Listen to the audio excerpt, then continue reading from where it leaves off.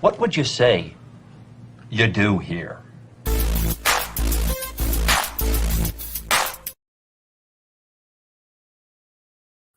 All right, we're live. I am super excited.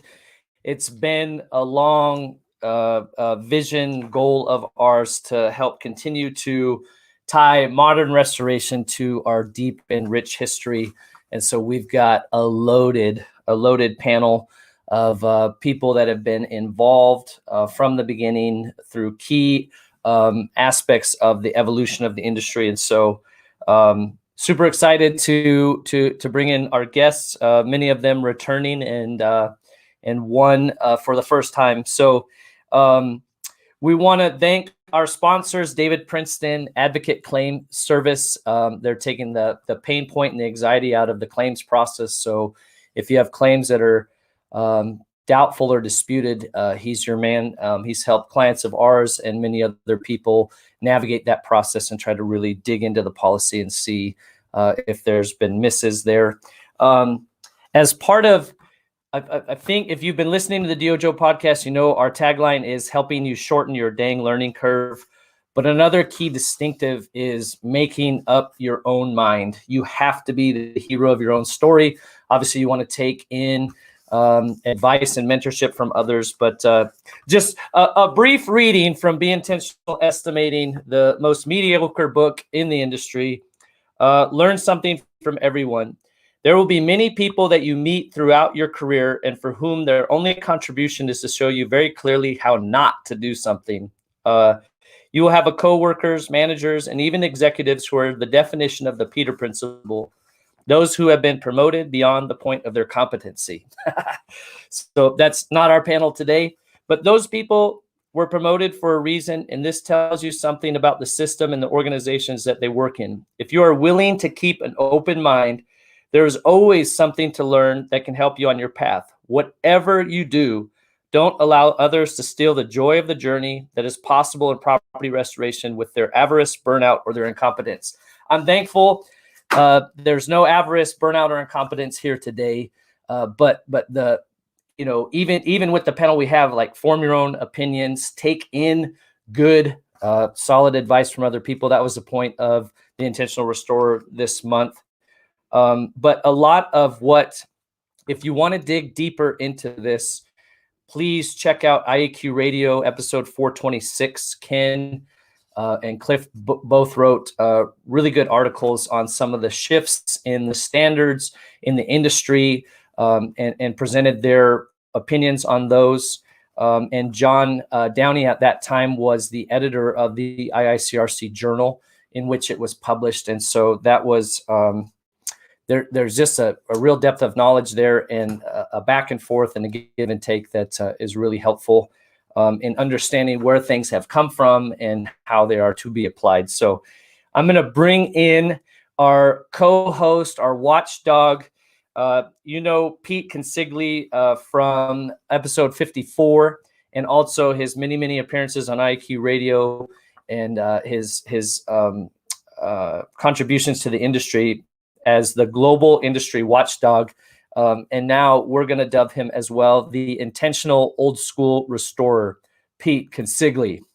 Good morning, Pete. All right, man. I'm part of the club. I'm an intentional old school guy. Great.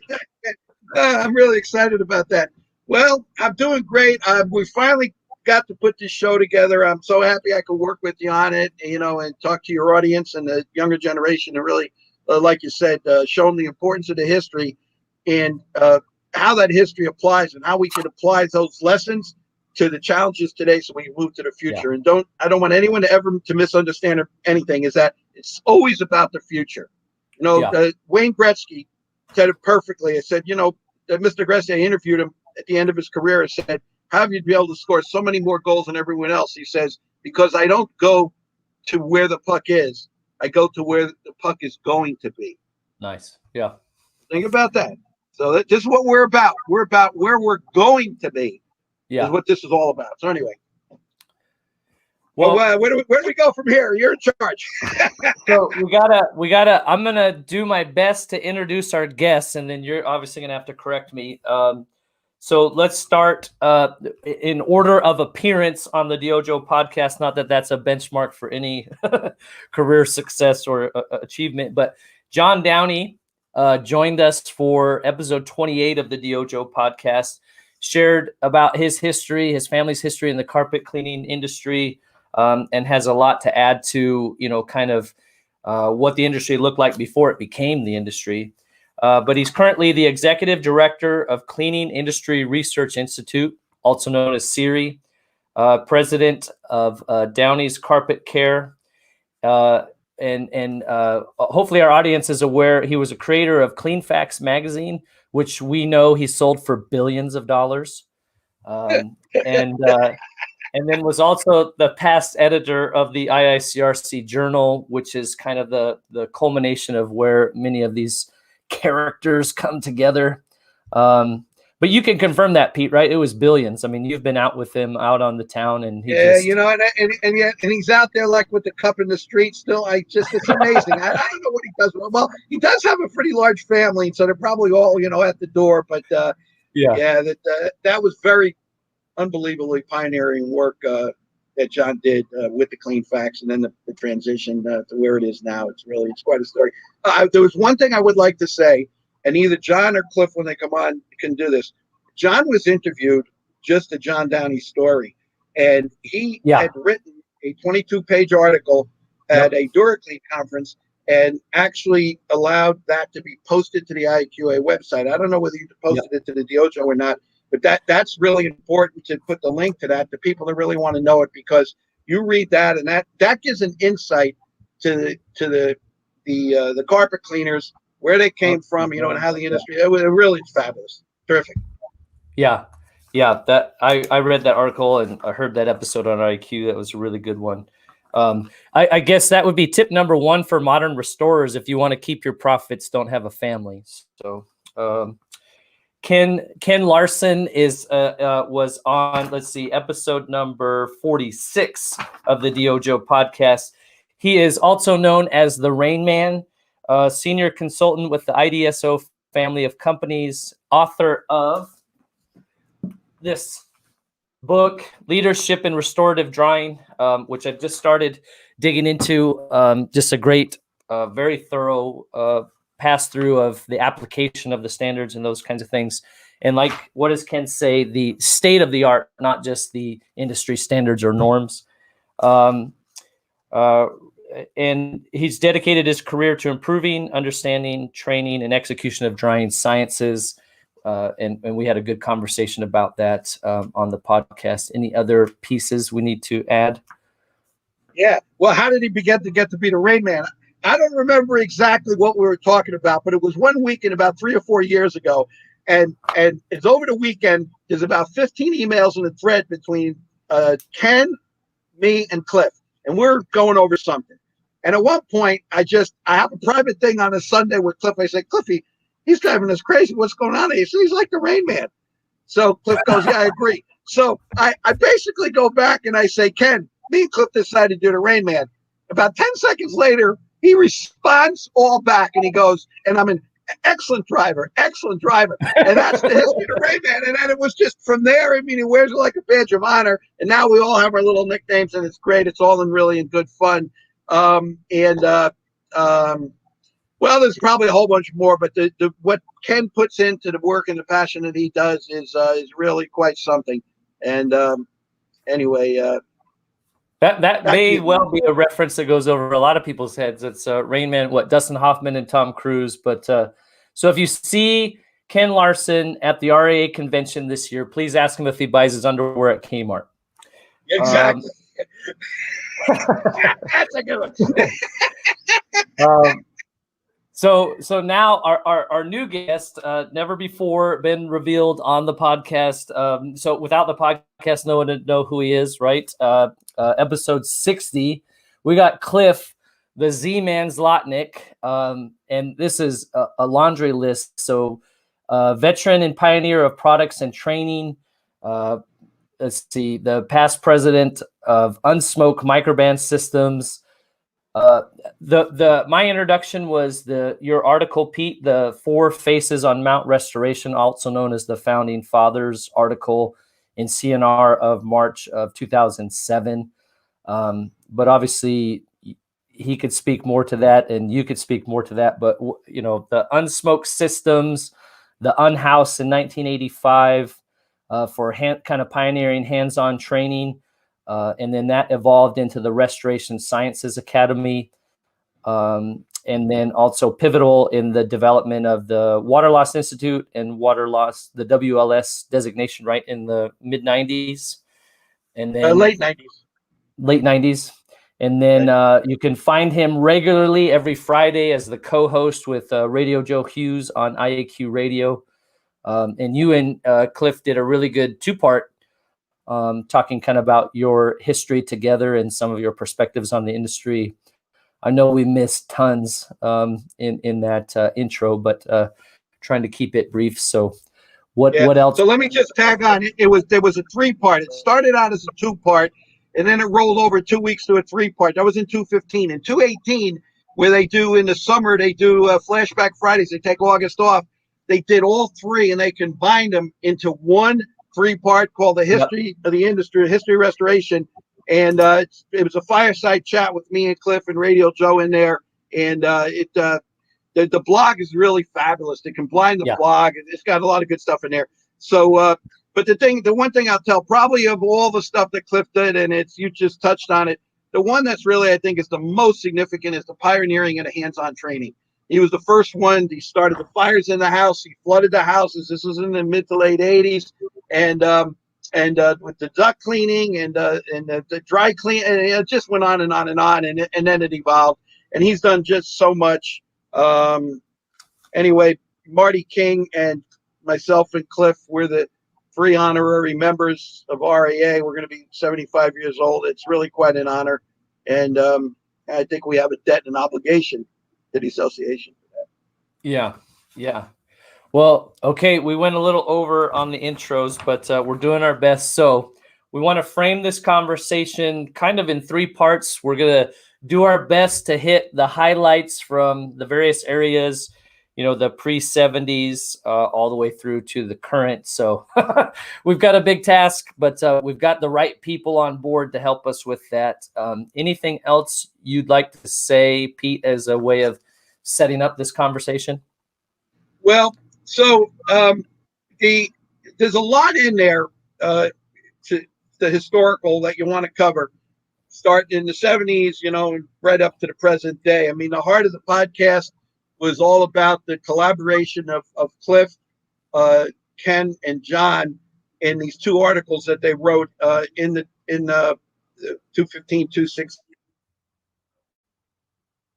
in the journal. Specific article on concerns over water damage was repurposed in the Cleaning and Restoration magazine. We wrote a little forward in there to put it in context for the RAA members. And he actually won the Golden Quill Award that year. And his speech, I think, was published, and he recognized John and everyone that he had worked with. And I accepted on his behalf because he couldn't make it to the convention that year. So I guess the most important thing I want the audience to know is this. The years that are the most relevant to track to understand the heart of this show, John, starts in about 1988 to 89 up to 2006. And let me tell you what, that's the most important window of time. In the late 80s is when we started thinking about, and then we started to write standards. Okay, we didn't really know what it meant. And certainly, we didn't know what ANSI was. 2006 was when the first ANSI document was developed by the IICUC. So there's a lot of other stuff that goes with it, but those are the key years. Now, one of the things that I have, and you tell me whenever you want me to do this, because I think we should jump in, is I got a complete stack here. All the documents in order by year that we're going to talk about that's in the show notes: government documents, industry documents, water, mold, fire, and then best practices in business and management, which are standards also, which have a different process. And I got them all, including, I don't actually have the paper of 2000 in IE Connections. It's in my storage unit. I couldn't get it. But I do have the article that started the whole thing with the third-party evaluators in the restoration triangle, which you want to do an updated dirty dozen that's still on the deck. And I got all of that too, and how that ties in with the AOB and the show we did with Ed Cross and whatever his message is. So I have it all here. You just let me know when you want me to do the show and tell and bring it in. I'm going to turn it back to you, sir. All right. Thank you, Pete. We will be back with you shortly. Let's see. All right. So let's bring in John. Good morning, John. Good morning, John. How are you? Good. And Ken. Oh, Ken just stepped away. Perfect timing. Morning, Ken. Hey, how are you? Good. And Cliff. Good morning, sir. Hey, good afternoon. Glad to be here, John. Oh yeah, you guys are a little bit ahead, right? So, okay. So let's get into it. So we're in the Wild West, right? Before the industry really had standards, or really was an industry. John, you and I had a really fun conversation, and like Pete mentioned, that article that you wrote, and you guys had a discussion about that on IAQ Radio, about your dad's, if I remember correctly, third generation, and your kids are involved in the industry now, right? As far as carpet cleaning. I'm fourth generation, as I like to say. I'm a son of a son of a son of a carpet cleaner. And I've got kids who are sons of sons of sons of sons of a carpet cleaner. Yeah. So that, I mean, a lot of water damage wasn't a thing. Fire damage wasn't a thing as far as a professional industry. And so a lot of what we know, water evolved out of carpet cleaning, and fire out of general contractors. Is there, for anyone, anything super relevant to modern restorers to understand about what the evolution of the industry pre-70s? I know we had the NIRC started in 46, and then had an unfortunate name change to AIDS in the 60s, right? And one of the divisions was the fire restoration division, which is kind of would that be kind of the first we see of that being recognized as a standalone? Cliff, I think maybe you would. Well, okay. I certainly entered the industry kind of on a part-time basis in 72 and went full-time in 74. So I can tell you that, from an industry standpoint, at that time, what is now RIA, previously ASCR, then IDeaZ, IDeaZ at that time, was not in the fire damage industry. At that time, a man named Martin King had put together some meetings, and he held these meetings throughout the United States and in different places. And I attended one in Atlantic City, and they were called Balls of Fire. And that's what the meetings were called. And, I think there were probably, I would say maybe at least 100 people there. It was in a meeting room, and, Martin just talked about fire restoration and so on and so forth. I was doing smoke odor removal at that time and a little bit of cleanup work after. But as far as an industry goes, people were doing it, but there was no organization. And I think Martin went to IDeaZ and said, I would like to start a division or merge, what I've got in terms of this Balls of Fire situation.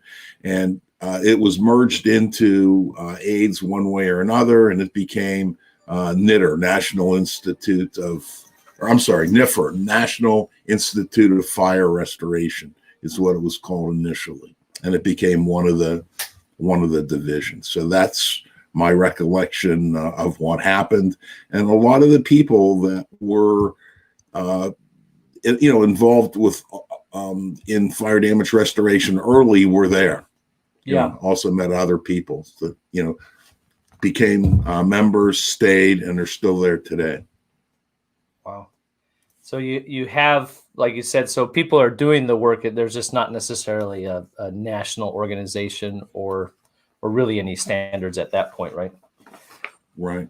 And what's interesting is I found over the course of my life that regardless of what one does, whether it's your hobby or whether it's your business, there normally is some type of nonprofit organization or more, and there are magazines and there are meetings and so on and so forth. So I think one tip for young people, whatever it is that you're interested in, most likely there's going to be a whole lot of information, organization, and other like-minded people thinking the same thing. Yeah. I would describe that time as it relates to restoration, whether it's fire or water, as kind of the organization. It was kind of ad hoc, and people like Cliff developed concepts and ideas and tested them, and there were others who did similar things, but it was on an ad hoc basis. And it's interesting because what happens is the things that work, it's survival of the fittest. The things that work are replicated and more people start doing them, and the things that don't work are discarded. And sometimes we end up in different circumstances, we might end up discarding something that we probably shouldn't have, and they sometimes are rediscovered later on, which that's a part of the evolution of an industry as well. One other thing, if I may add, that also was a time of organizations on the regional and on the local level, because it was approximately that time that we formed the Tri-State Carpet Cleaners Association. I know the Ohio, what was it called? What was the Ohio group? Well, UCCI was the one I helped to found. Before that, there was the Ohio Carpet Cleaners Association. But before that, this goes to the early 60s. There was a very local, there was a Columbus Carpet Cleaners Association. Mm-hmm. So it is interesting. I didn't even think about it going to that level of local organization. And from my memory, the local organizations were primarily based on education. I think that's where people went, to learn the basics. I think there was a certain amount of jealousy, so you weren't going to be sharing your trade secrets or anything like that. But I do think that that's kind of where they went. A lot of these organizations, would hold an event. It could be a small convention, a meeting, and so on and so forth. And, people from afar would come, because I know that, John Merceri with Steamway had some great events, back in those days. Right. And, he would draw in a lot of people and put together educational programs and stuff. When I first got into this industry back in between 1975 and 78, I was living in Canada at the time. So the first trade association that I got involved with was the Alberta Rug Cleaners Association. And I remember going to a one-day class. It was held on an upper loft in somebody's warehouse, and there was only 6 people in attendance. And I went through one day of training where the instructor literally put a cassette recorder in the middle of the table and pushed the play button. And we sat there and listened to it for 8 hours.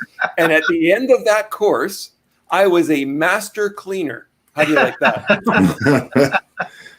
An interesting story is I believe this is probably 1974, 1975. The Tri-State Carpet Cleaners Association had a pretty big event. I remember we hired Jeff Bishop to come in and talk. And I remember my booth was next to Lloyd Weaver. And what would happen is, people would walk down this hallway and, the aisles of the exhibit hall, and Lloyd's booth was next to me, and he had this little carpet dryer on the floor. He had 3 different sizes. He had a small one that was like used for drying closets. He had a medium one, and he had a big one, but he had a small one on the floor. And in my booth, I had this little electric thermal fogger. And, people would come down in order to attract attention.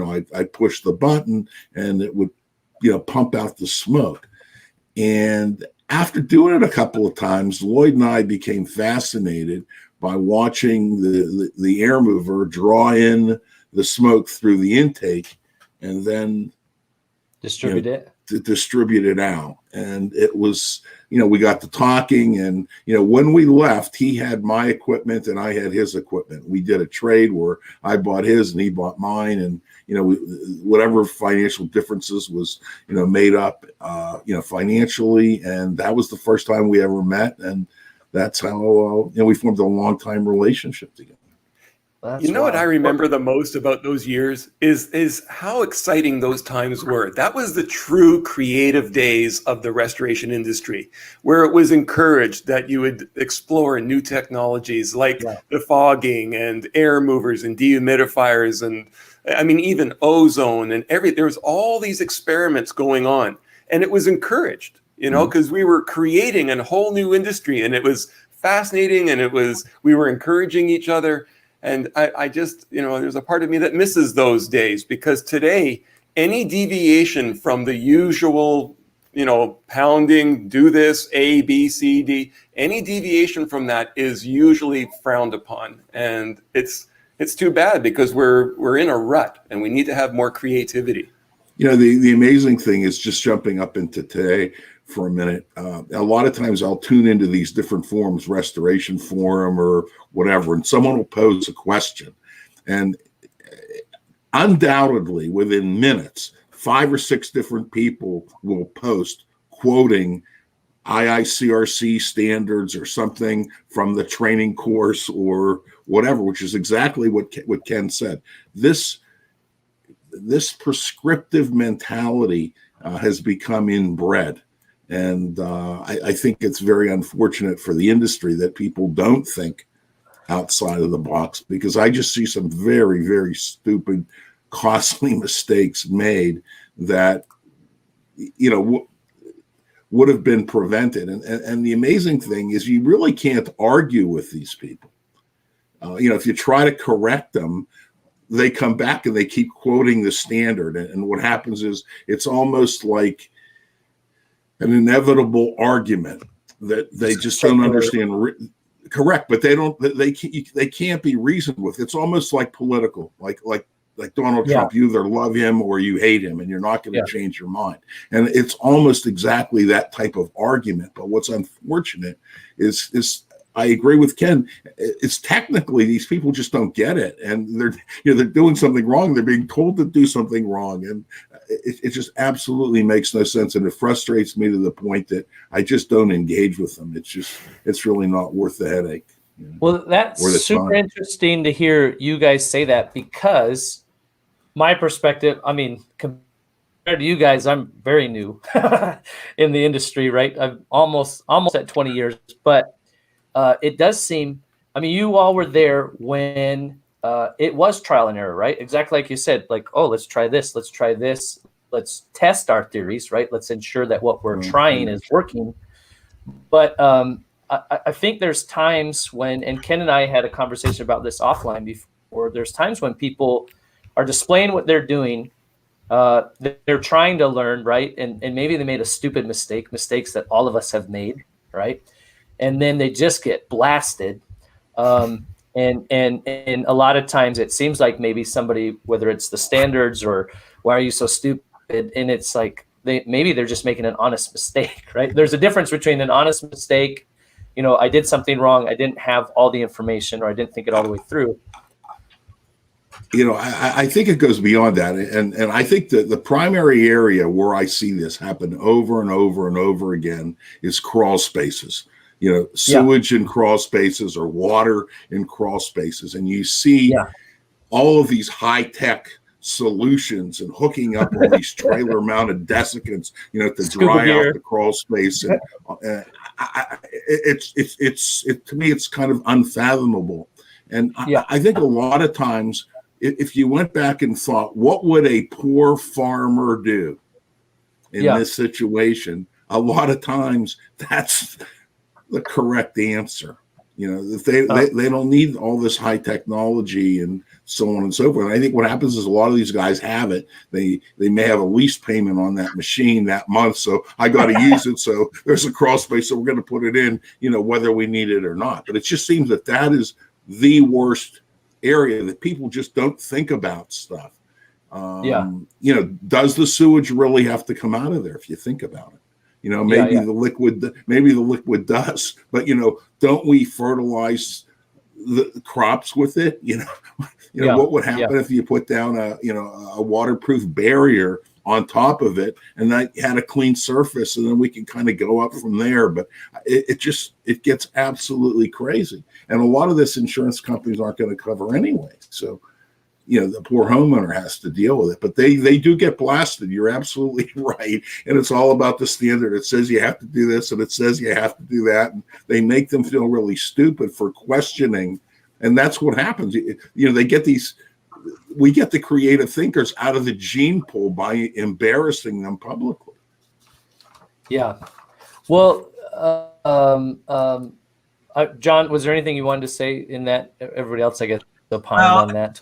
Actually, I just had one other comment that kind of goes back one step to what we were talking about. And it occurred to me as Cliff was talking earlier. Cliff, I met you for the first time, I think it was in Columbus. You were part of the Innovators. Right, we did that too, right? Mm-hmm. And as I recall, it was you, Murray Kramer. I think Lloyd was involved. Lloyd, right? The Hydromaster and Steam Genie were involved. Was Pemberton? I don't think Lee was in that. No, Lee wasn't. He got involved in the other group with Claude, the competitive group. There was, right. And then there was, I can't remember the name of the other one. There was Innovators and then something else. But they were fascinating. And it's exactly what you're talking about. These are guys that basically came up with ideas, developed them, and then took them on the road for people to take a look at. Mm-hmm. And, you know, really it was a sales fest. That was what it was. But at that time in particular, that's what people were hungry for that. There was a lot of innovation, especially in the cleaning industry, the carpet cleaning industry. We're going from a system of shampooing that had been around since the 40s or 50s into this new steam cleaning, and then the other things that went along with it. Cliff, I think you were, it was fogging that you were focused on when I saw you, as I recall. But Murray with upholstery cleaning, I was fascinated with that because our family's company didn't do any of that. We were afraid of furniture. Right. Anyway, so all those innovations I think were really big. And then the only other comment on as it relates to what we're talking about is related to the standards that I would say is our standards are consensus standards. They're not best practices standards. And so they're, to some extent, they're lowest common denominator standards. So when people are overly proud of them, they're important, I think.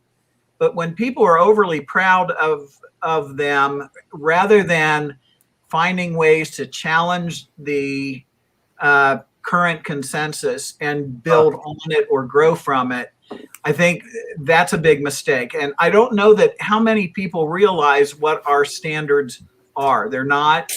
And it was Mike Berry who actually was the one who said that to me. And he pushed standards on the industry. I mean, he felt that it was really important that the industry develop its own standards, lest the government establish standards for them. But when I talked to him about it, he said, well, this has to do with ANSI and the type of standards they do. He said, yeah, he said they're good, but they're not great. They're you know, and that's an important distinction I think we all need to keep in mind. Well, you know, while you're talking about it, I think, you know, there's another standards organization called ASTM. And, you know, one of the differences between their standards is they may have a standard that's 2 pages long or 4 pages or 6 or 8 pages. And, you know, it might be $25 or $50. But I think that they use something different. You know, they tend to use performance-based standards development. This is the end, and kind of how you get there is up to you. But this is, this is what we're looking for at the end. So there are a number of different ways to do this, and personally, I'll come right out and say it. I don't believe standards have really benefited the industry. I really don't. So the type of standards that we have gone with, I mean, Cliff and Ken, I think you guys would be better to address this than me, but it seems to me that basically with these prescriptive standards, what we're doing is we're accommodating insurance companies that want to basically pay based on processes or procedures as opposed to results, which they can't control. I mean, for the insurance companies, isn't it a lot that they fear losing control of the process? So, I mean, I first heard of this whole differentiation between a prescriptive standard and a performance-based standard from Cliff. And the minute he told me this, I've never forgot it. I'm the biggest cheerleader for this idea. So I'm kind of taking a little bit of your thunder here, Cliff. But I love the difference. So to reiterate what John just said, the insurance company benefits when the standard says install this many air movers per square foot, okay, or linear foot. That is a prescriptive standard. Has nothing to do with drying the materials or what actually qualifies as an air mover. My favorite illustration is those little 9-volt air movers with little fans that you use. You can get them at the dollar store. You know what I'm talking about? Right. Is that an air mover? And the answer is yes, it is. Yes. So according to the standard, I could just put one of those every 12 to 16 feet around the room, and it would be compliant with the standard, which is a ridiculous approach. And it's offensive to even suggest that that would be okay.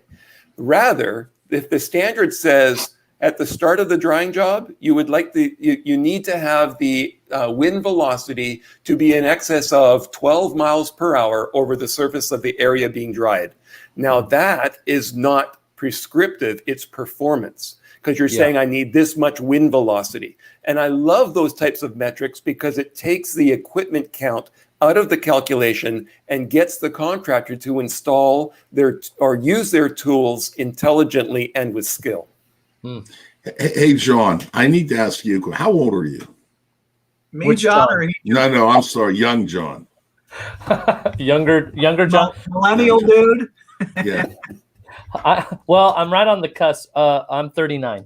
Okay. No, the reason that I asked is I'm going to, for instance, I know that John Downey and Ken, where he lived, and me in Pittsburgh, when I went to school, we didn't have air conditioning in the high schools. That came much later.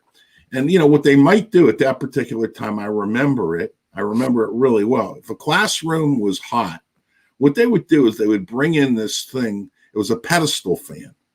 They had this pan and had, like this heavy pedestal on it. They had like 3 speeds.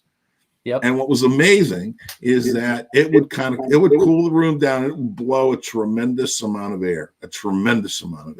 Yeah. And what was interesting, when we had our Pete talked about our Restoration Science Academy, when we used to dry the subfloor in the basement and the floor joists, we tried everything to do. Guess what worked the best?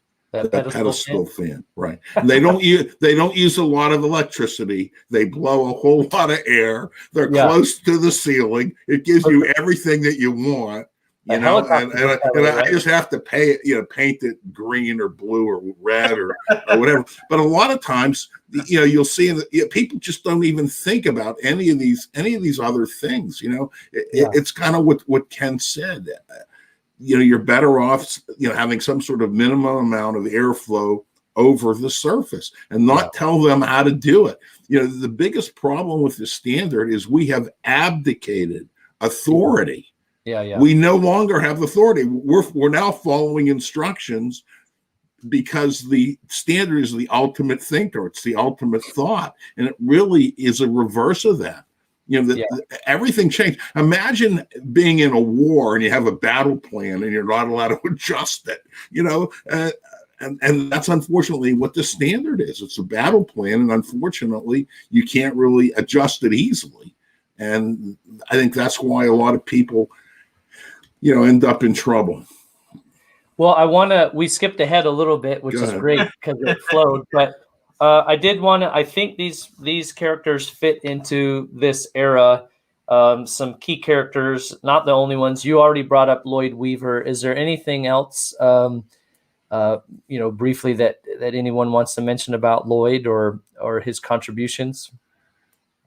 I think that his invention of the air mover was probably I think the most significant, by far the most significant, invention. It was a brilliant idea. It was simple. And, what's even crazier, John, is that, this idea to put it underneath the carpet and float the carpet. And, the amazing thing is, I went to a school. It was a one-day school. He told me how to do it. He told me, it would take 1 or 2 air movers in a room and one of these 32-pint dehumidifiers or whatever. And, it would take 2-3 days to dry, 4 days, whatever, and had a little moisture sensor with a beeper on it. And I would kind of know when it was dry. But the amazing thing, and I didn't realize this, between 1975 and 2001, what happens to that air? And it all goes back to the smoke that I told you about before, when the air mover picks up the smoke.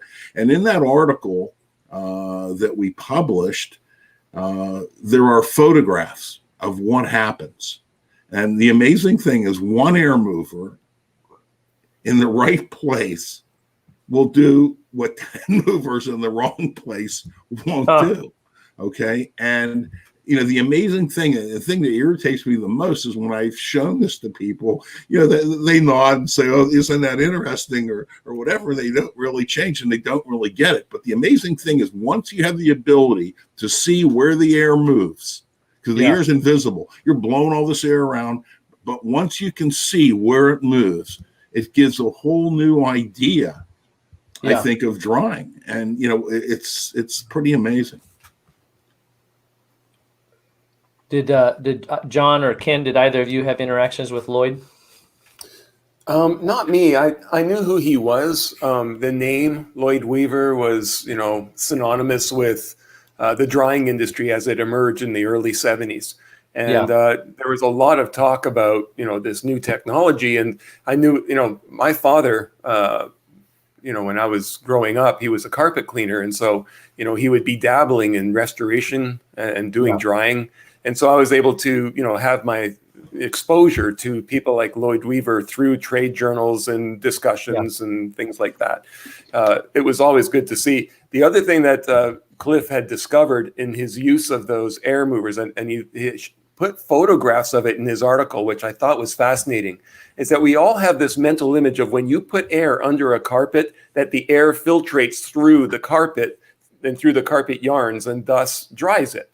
But it doesn't just go through the carpet. It goes through down as well. And this was a huge revelation. We don't know where that water goes. And sometimes it'll go to places that you don't want it to go. And so, these are the types of learning that our industry really needs to acknowledge, especially today, because, of today's litigious society. What are we really doing on these jobs? It's a good question. And I think we should be exploring that. That's secondary damages. Yeah. Mine only other comment as it relates to Lloyd is it's kind of I would describe it as it's a shame comment, because Lloyd is as innovative as he was and as creative as he was, really never in any significant way capitalized on his ingenuity. He wasn't such a great business person, and honestly, and we'll talk about him a little later. Claude Blackburn took a lot of Lloyd's ideas and created an incredibly successful business from it. So, as I said, there's a little bit of that. Lloyd passed away, what was it, maybe 5 years ago, something like that. Maybe it was longer. But I had a conversation with his son, Lance, at around that time. And, Lance was a little bit like his dad, but involved in, they're very big on what they call dust down. But it has not had the same impact on the industry as Lloyd's original ideas, and which were based on, as I understand it, a huge flood. He was out of Rapid City, South Dakota, and they had a huge flood, and basically he outthought the damage and figured out ways to make it work. The amazing thing is you can Google that Rapid City flood and you'll find a video. It's about a 7-minute video. And that was like the worst flood that we'd had in the United States up until that time. I mean, hundreds of people died, all sorts of property. It was unbelievable. Wow. But it's definitely worth the view. It's, rapid, just Google it. It's pretty interesting. Well, yeah, some guy out of South Dakota, right? Pioneering. John, you mentioned Claude. Claude mentioned he had invented his fan, his version of it, and was basically going to call it quits because it wasn't successful. And Lloyd called him out in public, and that would kind of rattled Claude and made him say, "Okay, well, game on then." I hadn't heard that story. No. The story was at the Northwest. I was there. This was a Rug Cleaners Institute, the Northwest event. Yep. I think when Claude first showed his air mover, and what he had done is it was very similar to Lloyd's. What irritated Lloyd was that Claude used the exact same color that Lloyd did. Okay. And Granger sold this spray paint and they only had, I don't know, so many different colors. And that's what blew Lloyd off it just enraged him, the fact that he couldn't even change the color. So I was definitely there. And I'm not sure whether Claude mentioned in your interview, which I listened to, that Lloyd, kind of went after him physically, and I was the person that was restraining Lloyd. So I mean, I was definitely, I was there. I think Michelle just published the smaller write-up and the smaller clip about the air mover wars. So that was. So speaking of another fella, very innovative, but not without his rub. So to say, in this same period, we have Ed York forming the IICUC, which is the precursor to the IICRC, correct? Any comments on Mr. York? I'll let Downey go first. Well, I probably have the most affection for Ed, and I'm not sure he ever cared for me. But Ed York was the quintessential nonconformist, or better word is contrarian. And he consistently went against the grain. Basically, to begin with, when all the established people said shampooing carpet was the way, Ed was the guy not only promoting steam cleaning, not hot water extraction, but steam, as we were talking about it then. He did it in his typical, rather obnoxious way, very in your face, and he tried to be controversial, but he was a really good businessman as a contrarian. He wasn't a great businessman. I shouldn't even say he was a good businessman. He married well, and the woman he married had a much better sense of business than him. And he came up with the idea. He'd have I described him as a whirlwind of ideas. He'd come up with an idea a minute, and she would latch on to those that were good, and kind of direct him to developing those things. I mean, he was, there's the IICUC, there was the Society of Cleaning Technicians. I believe Cliff Ken, you guys can correct me if I'm mistaken, but I think Steam Services. No, he started Steam Services as well. Was that the first, yeah, quote, superstore, distributor type superstore? I know Pemberton was in business at that time because I bought my equipment from Lee. However, Lee put me in touch with Ed. That's how I found the Steam Services catalog. It's like, what Aramsco and John thought to do. Ed was the first person to do that. Invest the money in that catalog and start circulating that catalog. And, what you did in CleanFacts. I mean, he had tips and chat. He had his own publication. He started DKI. I mean, the guy just had a lot of really, really big ideas that, today are worth just an absolute fortune. But I think, like John said, he was this whirlwind of ideas. And I think, he'd have a great idea and then he would think he'd have a better one and drop the first one. He just needed a whole lot more follow through. But, the IICRC is still here. DKI is still here. And, Society of Technicians is still around. Yeah, absolutely. Steam Services, I assume, is not around. They must have been bought up by somebody. Yeah, I suspect. Yeah, they merged. They were in Fresno, but right. Yeah, I recognized Ed as the quote unquote CleanFacts person of the 20th century. Right. That's what I thought of him. I felt he was. Yeah.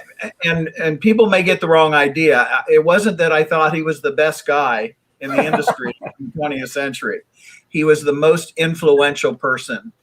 And I felt that wasn't even a close vote. Usually I would do a lot of consulting. Mm-hmm. I did some consulting before I recognized Ed.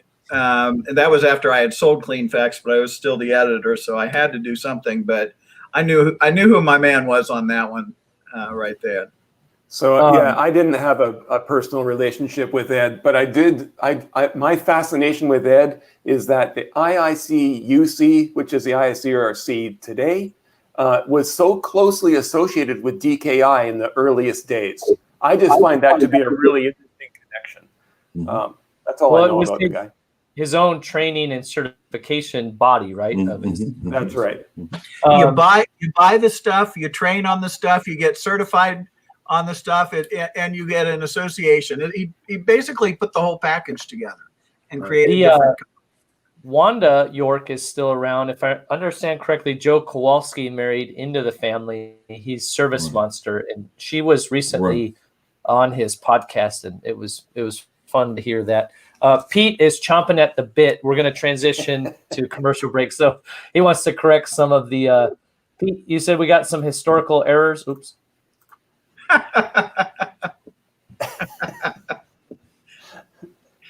Could you mute him? No. Behave, he's making more notes. Behave. Did you have some, are you commenting or? No, I'm not going to comment until you bring me in. I've been listening and I held my tongue until Downey knows how to get the buttons pushed and he says mute him, just like he told me about the other comment we talked about before we went on live. But anyway, you're in charge, John. Not with the H, the John without the H. Okay, we'll have about 7-8 minute commercial break and then we'll grab a drink, use the potty. All right, here we go. All right, let's commercial break. Here we go. David Princeton. I'm calling David Princeton, Advocate Claim Service, ACS for short. Advocate Claim Service.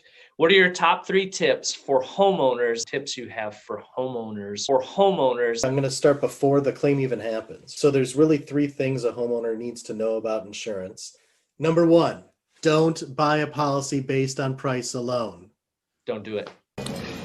And don't get cheap on me.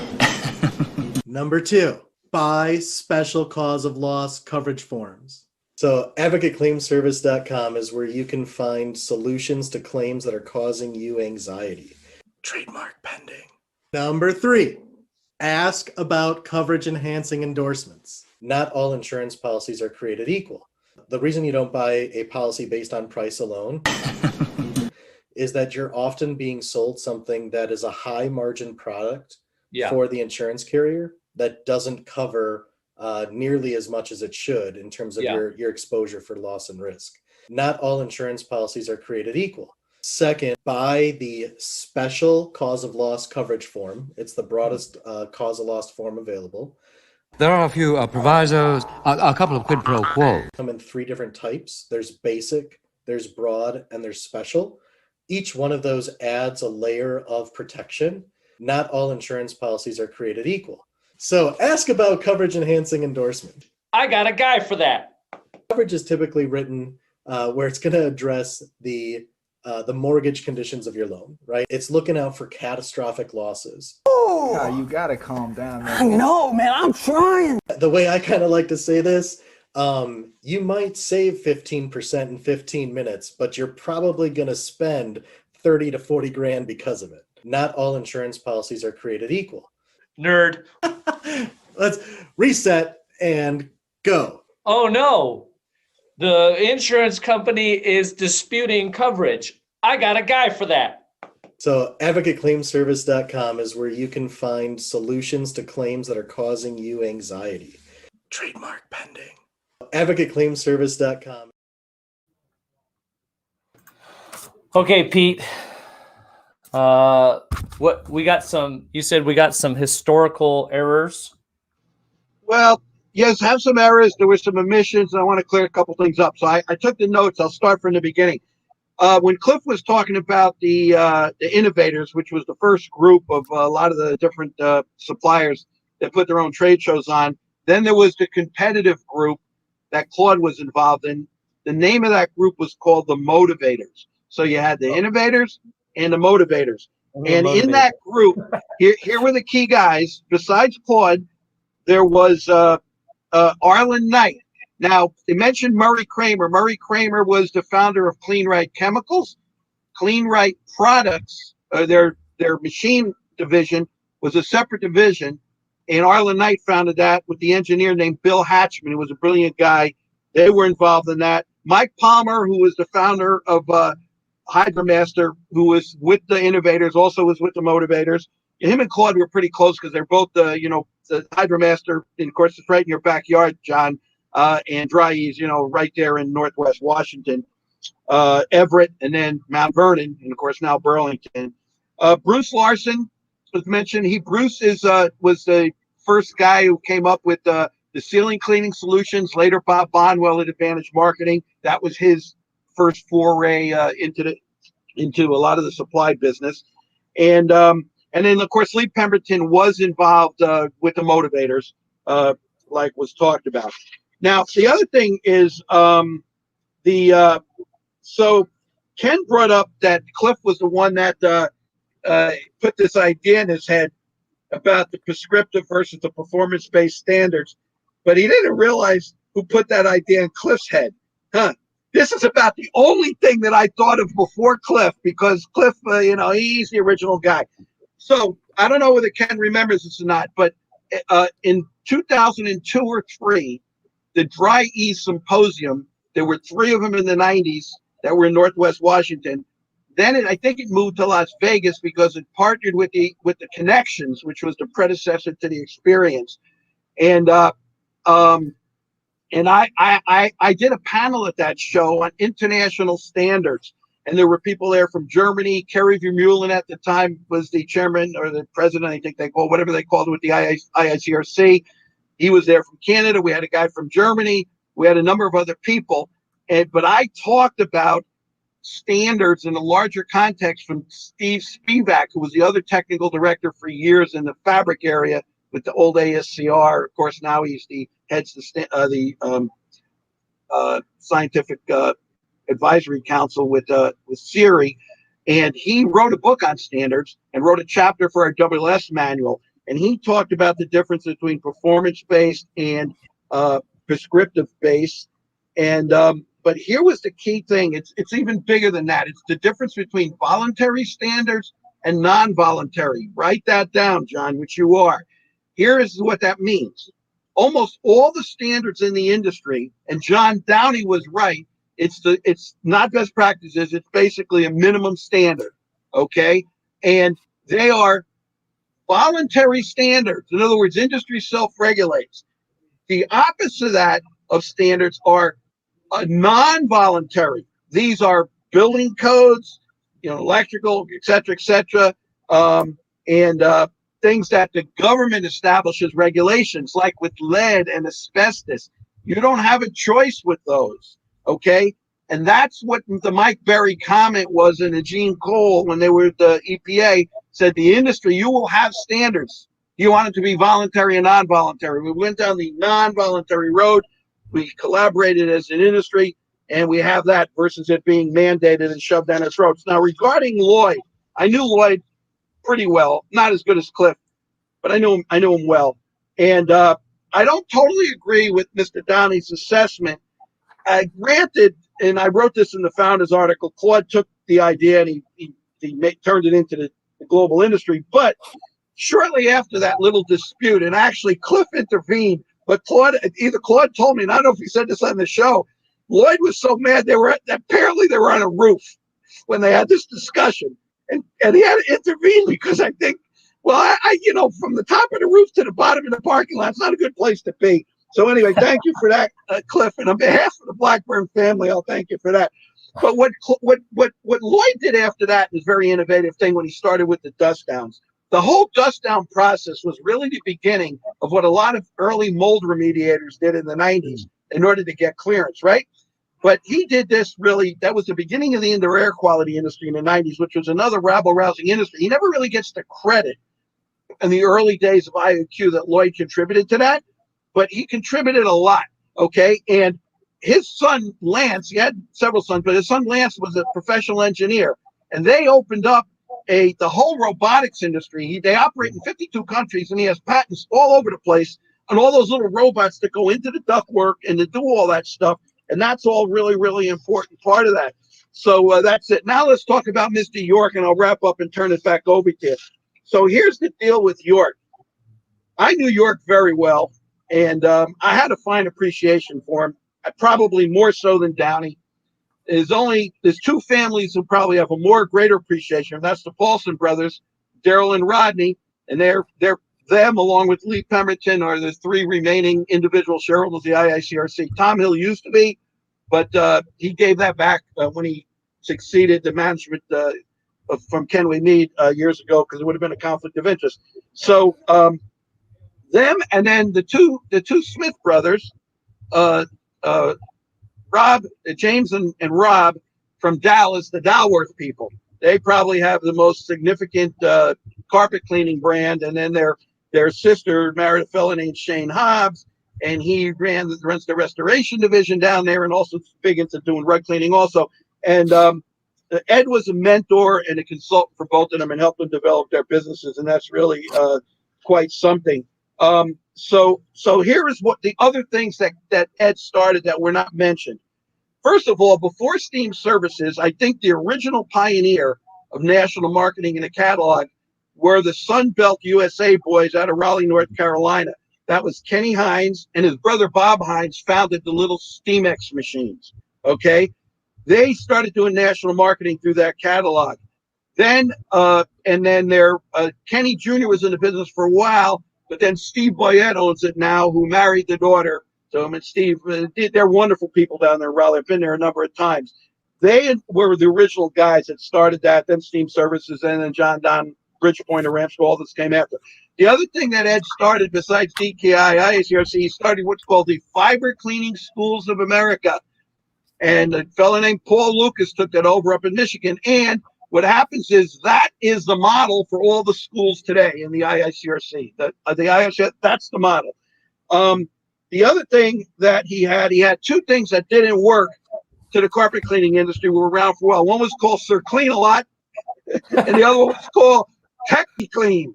Those were two brands he developed. They had limited success, and they never really kind of made it out of the gate.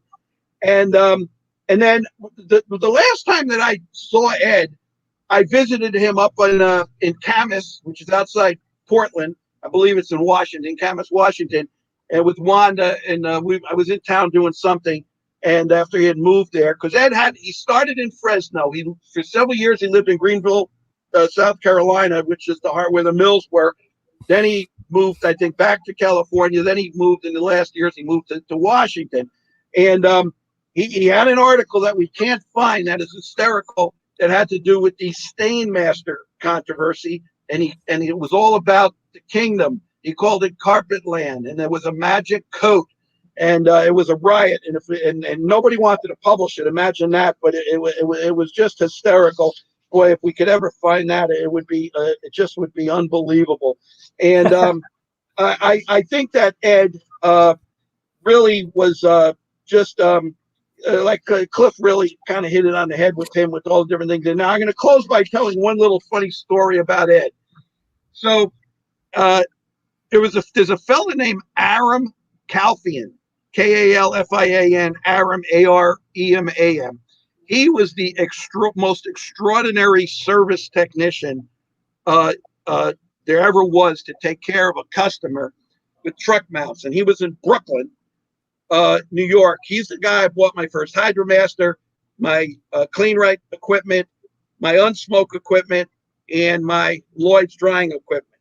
I bought it all there with him in the 70s. Hydromaster has named an award after him for years that they give to their distributors for who does the best service of their equipment. I don't know if they still do that. You have to check with Dog Loss. But this was Aram. Now, Aram tells me a story in the early days, Ed Yorker. Remember that Cliff talked about Steam Genie were one of the companies that were part of the innovators. And Steam Genie was, Holman was his name, Gerald Holman, I think. And they developed two big coffee pot machines. They had two big tanks. It had a Lamb's motor and number 2, and it made such a racket. You had to put mineral oil, so it sound like a thing starting up like that. But it could great extraction with 150 feet of hose, almost equivalent to the truck mounts. And they had a big drag wand used to put for cleaning, but it was great for extracting. Besides the light wands he used, right? So Ed kind of copied that machine, I believe, is the way the story goes. And he took it around the country. This is when he was calling it steam versus hot water extraction that Downey talked about, right? So they had a show in New York, and Ed was there. And Aram tells me the story was hysterical. He said, Ed is there. He's like a Carney Barker. You know, like for a nickel, come into the circus and see the fat woman and all that, and the people with the hair.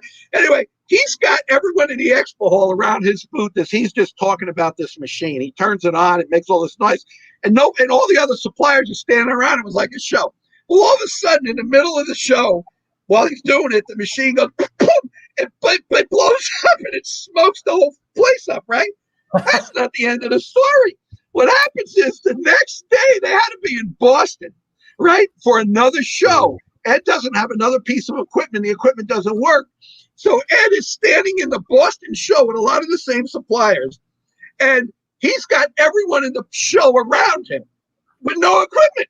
They're all there. And Aram says, and this is what Ed says, he goes, those guys at Delta Airlines, I told them they're supposed to ship that equipment from New York to Boston, but somehow it wound up in Atlanta. So anyway, let me tell you about this machine.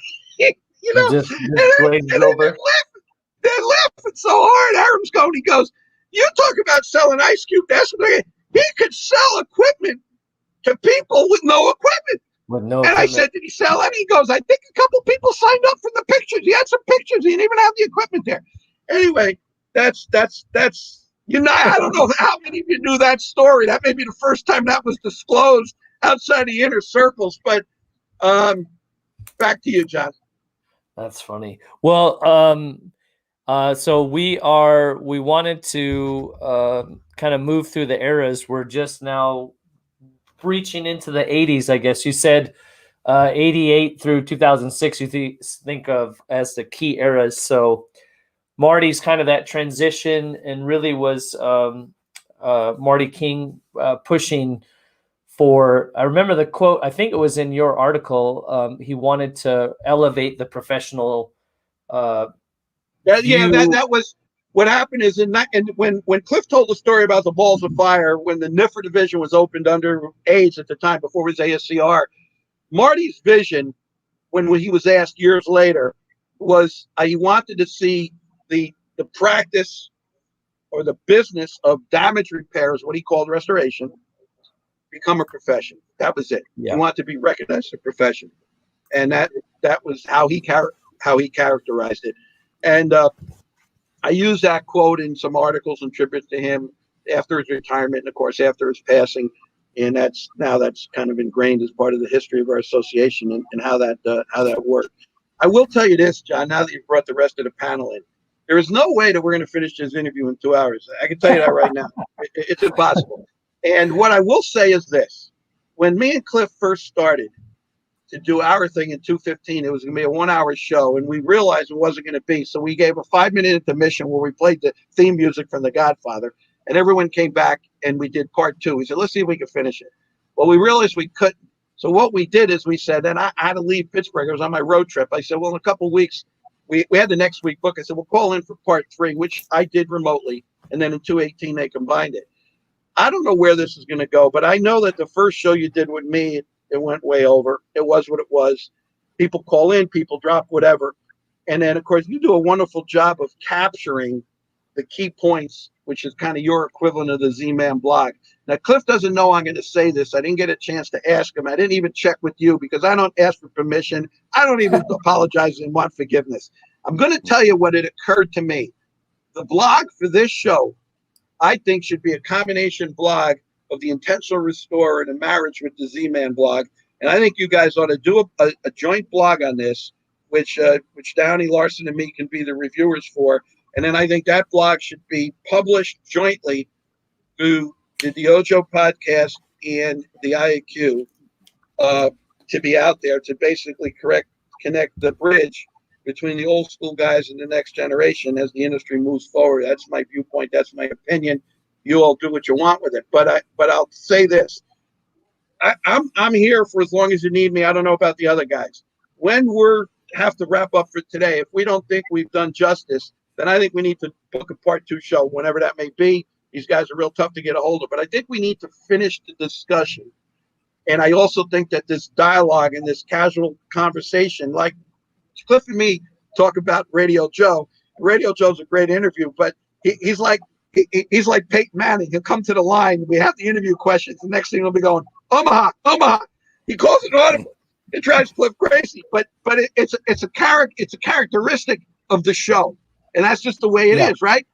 Well, so what's happened is this is where we're going. Is that when you talk, then the guys all want to weigh in. We don't want to stymie that, because this is an important part of the dialogue and the history that's going to be permanently recorded, however you want to present it to your audience and to the industry. So my feeling is let it go wherever it's going to go, because we're all those kinds of guys. I mean, Cliff and Ken are very left-brain guys, all right? I'm pretty much right-brain dominant. Downey, I'm not really sure where he is. Actually, 45% of Americans are right-brain, 45 are left-brain. That's the logical, sequential part, and that's the emotional part. And normally, certain professions, engineers are left-brain, lawyers tend to be right-brain, marketing, et cetera, et cetera. But what happens is 10% are balanced brain. And I actually think that Claude Blackburn was that kind of guy. And I told Claude, essentially was left-brain dominant, but when you got him going, he could balance.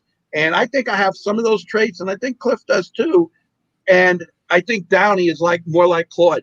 He's pretty balanced. You get him all wound up, and he's something. But he's a very logical thinker. You would have to be.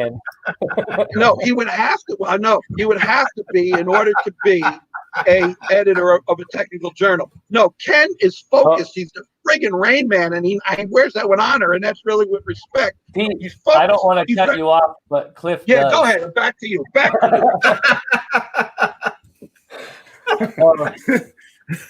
So Pete's in the background going. So I know Marty. You already brought Marty up. Obviously, that's a key figure, and maybe brings us into the 80s as things start to develop. So I'm playing around with the screens, but I know that we could do a whole show, and we should on Marty alone. But what are some of his contributions as we transition into the 80s? I think that, first of all, he was an excellent technical writer. Maybe the best I've ever known. And he was also very concise, brevity. He just used it brilliantly. He never said anything more than really needed to be said. And I think that he was, I think he was good at making people think.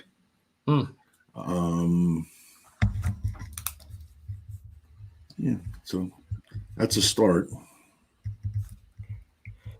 Well, let me carry on with that. So I agree with everything you said, Cliff. I think that Marty was the individual, or one of the early individuals that restorers could look to as a model. You see, we were just emerging as an industry, and it's always good to have mentors or people that you can look to as a target and say, he's going in the same direction I want to go. That's the guy I'm going to not necessarily follow, but I'm going to listen carefully and learn from. And I think that he presented a fine model for that purpose. Now, he wasn't always right. Let's just be really honest here, okay? Yeah. And not surprising that he wasn't always right. It's a new industry. Mistakes were going to be made, but did we learn from them and modify? I think that we did, and I think that Marty was one of those individuals that asked those really tough questions, and some of them still have yet to be answered. So I'll give you one that's pressing my mind right now. I just read an article recently on the potential chemical dangers after a smoke or fire damage loss in a person's home. What are the new chemical compounds? What are we exposed to? What should be a responsible PPE plan after a fire or smoke damage? Now, there are people that are researching this subject, and I'm sure that Cliff has a lot of information and a lot of passion for this subject. But it's a worthwhile subject that we need to continue to research. And, I remember Marty was asked that question once about, I'm going back 15 years. And he asked the right questions to make us step back and go, like, be careful. Don't start going overboard with your PPE on subjects that we haven't established as being a risk yet. And so there were some really good discussions that way. I'm not sure whether I ever spoke to Marty more than just to shake hands and say hello. We were really in pretty different orbits, but I, like the others, I had a lot of respect for him. In some ways, I would describe Marty as the anti-Ed York. He was controlled, precise, whereas Ed was frequently out of control and, as I said, an idea a minute. So Marty, and I think to some extent, Cliff, Ken, I'm curious myself about your thoughts on this, but I kind of felt like, to a large extent, RIA developed during the time that Marty was heavily involved there, kind of in sync with the way Marty was. I mean, it was professional and focused. It wasn't trying to be all things to all people. It was, it would honestly, candidly, it was viewed, at least by some, frankly, including me, as being elitist. And I would kind of say the same thing about Marty. But, as time goes on and you look back and you see different groups and how they developed and individuals, you kind of see that sometimes our impressions at the time aren't always that prescient. That there are good reasons and I don't know, provenance perhaps, where different groups develop in different ways over time. And so that would be, my thoughts on Marty. I do remember one other thing. I do remember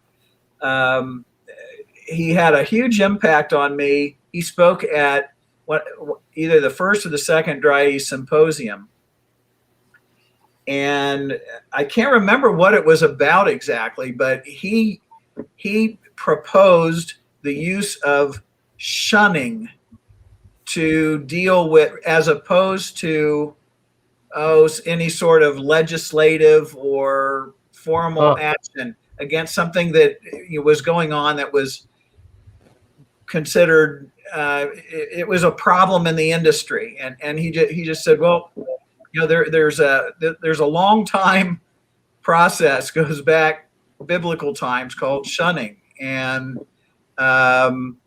we as an industry ought to think about that. And it made an impression that obviously that was at least 20, 25 years ago. Still has an effect on me. Still think so more to self-regulation as opposed to being regulated by the government. Is that what you're saying? I wish I could remember the details of that, but yes, it was definitely one of, we can take action without there having to be this, whether it even would be formal industry action as opposed to, something informal and personal and can be very effective. That way. Yeah. A couple of other things. I was there, John, as well, when he suggested the shunning. It was something the industry, quite frankly, was really pissed off about, but I honestly don't remember. No, I mean, there was, Ken may remember what it was, but we were really pissed off about it. And that was his suggestion. But, with brevity, I mean, I think you can all imagine a dark room, an absolutely, totally dark room. And all of a sudden, someone opens the door and walks in with a candle. I think that's what Marty did, really, I think the industry was in a state of darkness. I think he walked in, he was the first light. And then, he really lit the industry on fire in a good way. And, I think that, Ken, if you had something to say. Yeah, I gave it a second thought. I don't think we should bring up old, dirty laundry in our industry, but I will say that Marty King was the instructor for the capstone designation for all restorers, being the Certified Restorer Program. This is a very high credential, and it's very an honorable credential to possess. So if and when a CR, a person who holds that title, does something that is questionable, what should our industry do with that individual, right? And there's the question. And so rather than go through all the legal issues associated with expelling or removing that title from the individual for their bad conduct, the option was to merely just shun them. Say that you're not part of our group. You possess the title, but you're not part of our group. And it was actually not a bad response. I thought it was a good way of handling it. But it didn't go over well. Oh, it did. It was done, and actually, I thought it did. I thought it was adopted pretty much, if not uniformly, to a large extent. Yeah. So that, you brought that up. We got AIDS becomes ASCR in this period. IICUC becomes IICRC, and the Certified Restorer Program is developed.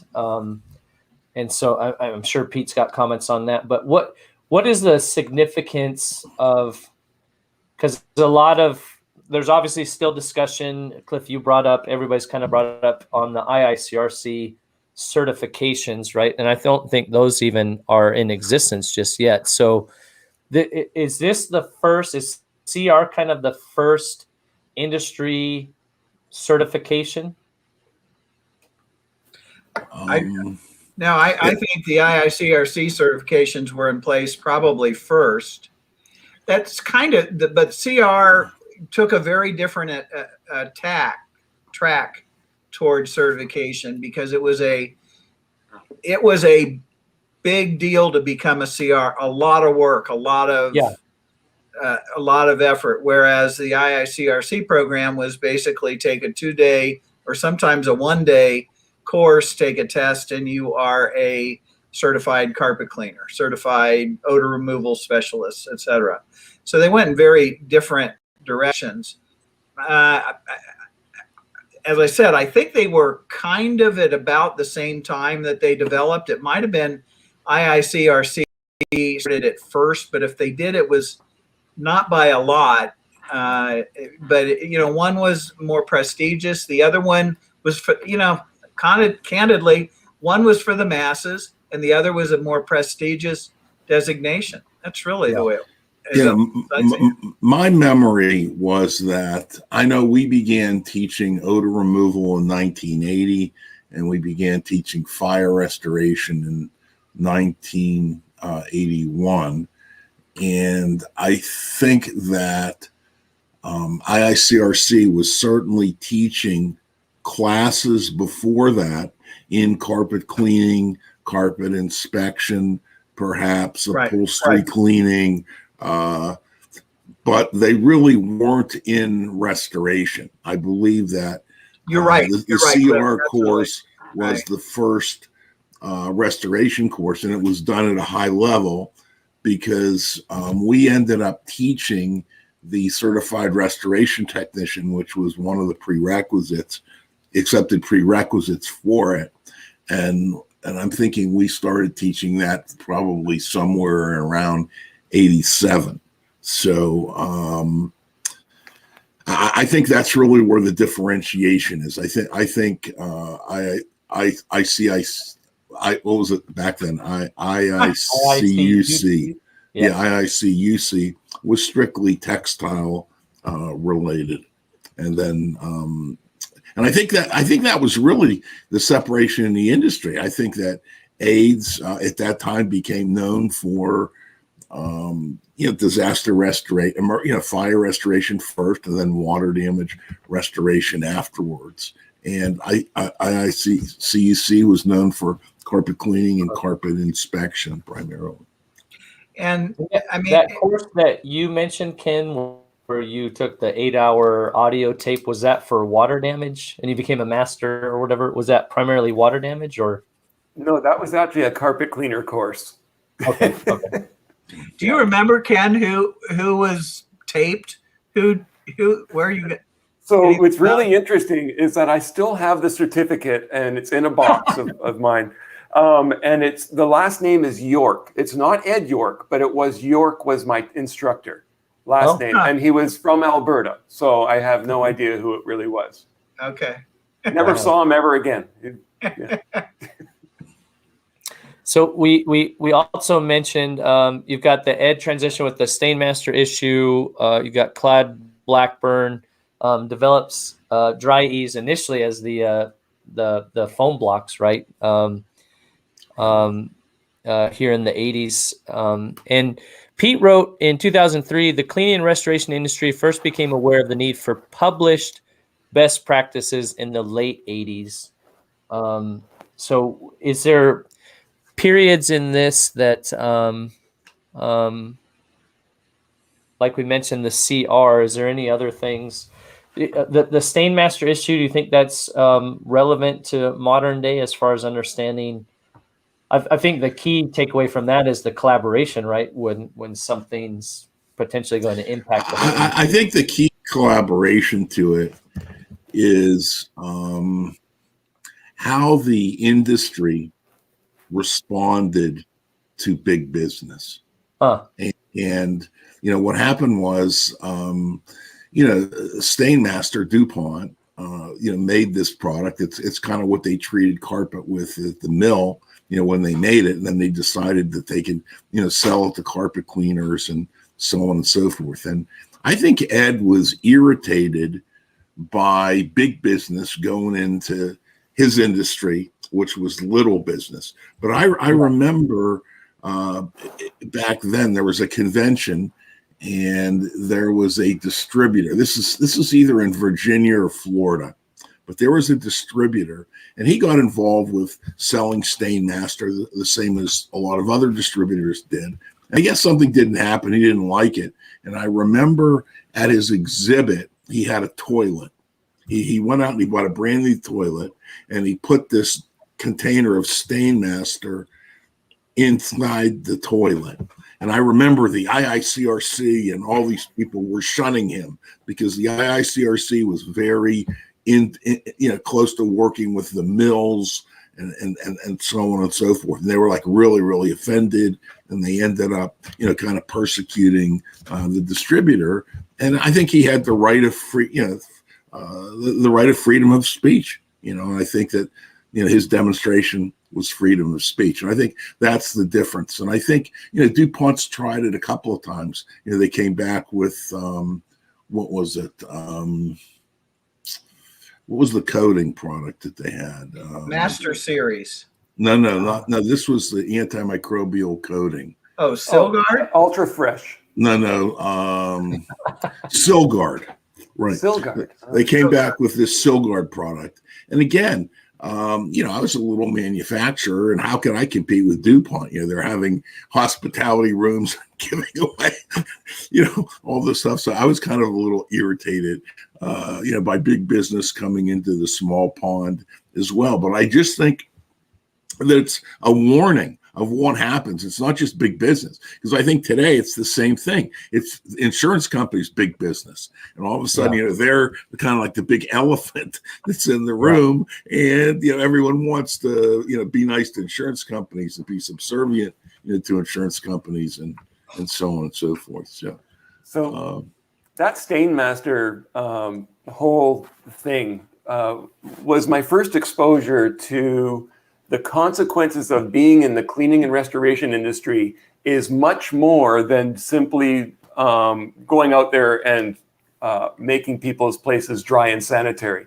There can be consequences when you take on a new account. So it was my first exposure to that consequence. So here's what was going on at the time. Up until then, you could go to your local supplier, get your own carpet cleaning solution, your favorite juice, and you could do whatever you wanted on people's products, like their carpet, until Stainmaster came around. And then they said, no, don't you hit our products with cationic products, cationic. And so you go like, well, what's cationic? And so you had to go to a course to learn the difference between non-ionic, anionic, and cationic products. And then we had to learn that if you don't treat these carpets correctly, you could be replacing that carpet. That was my first exposure to that type of I better be careful right now, which opened up this Pandora's box where our industry is what it is today, where every time you turn around, you got to do the math in your head. Am I going to get in trouble for doing what I think this job needs next? So I mean, we all went to these classes, and we came out of there with a little card that you carry in your wallet saying that I'm a certified Stainmaster technician.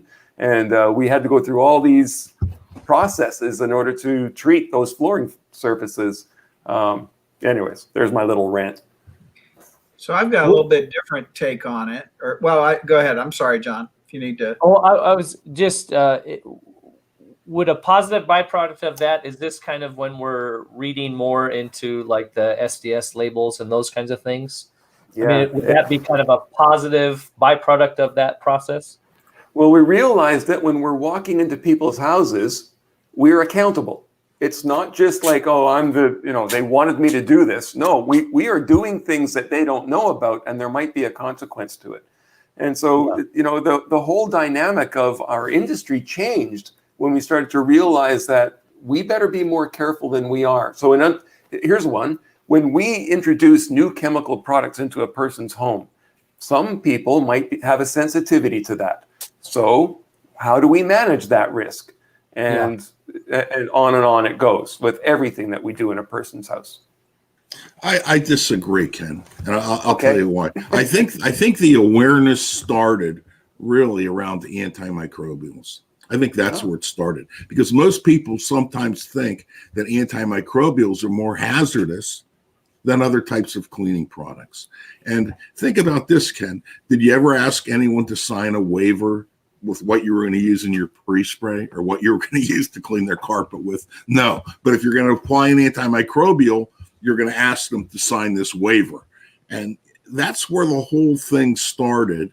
was there, because I think that we went to the supplier told us what was the best or what would work. We followed that information, and I don't think anyone ever asked me for a material safety data sheet until it came down to the antimicrobial stuff. And then all of a sudden, it says side, that means it kills stuff. And, all of a sudden the whole thing got absolutely blown out of proportion. But, personally, that's, and I think that's where we still have the closest scrutiny today is around those types of products. I don't know that anyone's ever asked what was in their very low moisture cleaning product or whatever they're shampooing their rugs with today. I don't think anyone ever cares. So if I could, I've got a little different take on that, and I was very involved very early in the process, and you guys may not remember this part of it, but when Stainmaster came on the scene, it wasn't so much about Stainmaster as it was that Stainmaster announced a national contract to make Stanley Steamer their approved carpet cleaning company. Right. And what happened was, and this is more cleaning than restoration, but it did impact restoration kind of indirectly, because it kind of impact the way the industry organized, and people freaked. Independent carpet cleaners freaked out. That was, Cliff, that's when the UCCI was formed, and that's why the UCCI was formed, was in response to that. Then it was the second time, John, because Bill Bain did it first with the word steam. If you remember back to that. Well, that's true. That was. You're right, and that was probably 3 or 4 years even before that was the Bain thing, but and Bain actually teamed up with Ed York on that, which was, you talk about strange bedfellows. That was strange bedfellows. Wow. I just read Bill's book. That was a pretty good book. Yeah, it was. Bain's book. Yeah.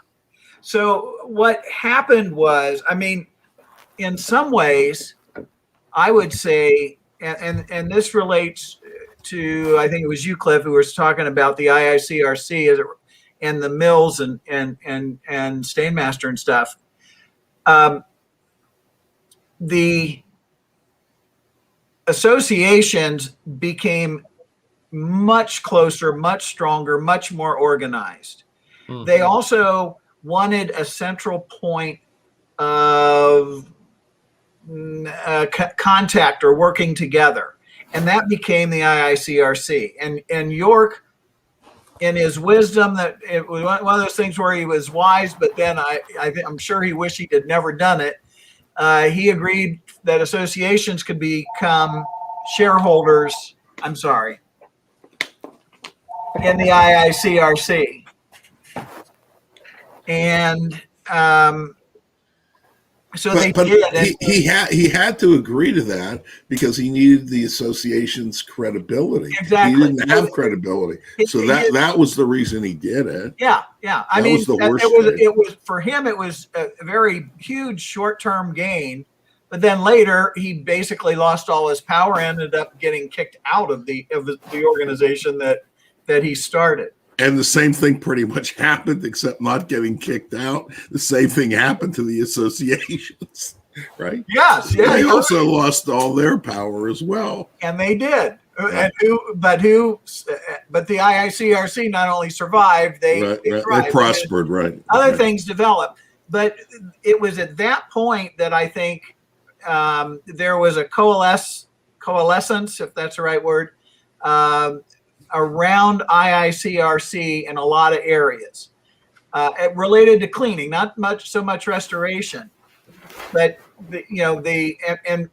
as I recall, as we're talking, I'm thinking about more and more things where there became a big problem between IICRC and RIA, which is now RIA, but then was AIDS or we become ASCR. I think at the time was ASCR. Yep. Was the IICRC, that there was a informal agreement that RIA would be focused on restoration, IICRC on cleaning, and IICRC went over the line. And I think that from then on until very recently, there was a Cold War. Yes, that sometimes was hot war, but mostly was Cold War. There were times of détente, but right. but mostly there was a Cold War. Anyway, I think Stainmaster was really important in indirect. They had no idea they were doing it, but by inking that deal with Stanley Steamer, they unleashed a torrent of unintended consequences that have defined the industry. How so? How has it defined the industry, and especially for people, obviously new people coming in? What do you think is the lesson there? What's the key takeaway? Well, what it changed was or maybe what it wasn't. I'm not sure whether it didn't just speed up a process that would have come anyway. But what it did is it brought a lot of independent cleaners. The Wild West time before, these independent cleaners, they took training independently. Like Ken said, listened to a audio recording for 8 hours. And in my company, in my family's company, we didn't want anybody to tell us how to do things.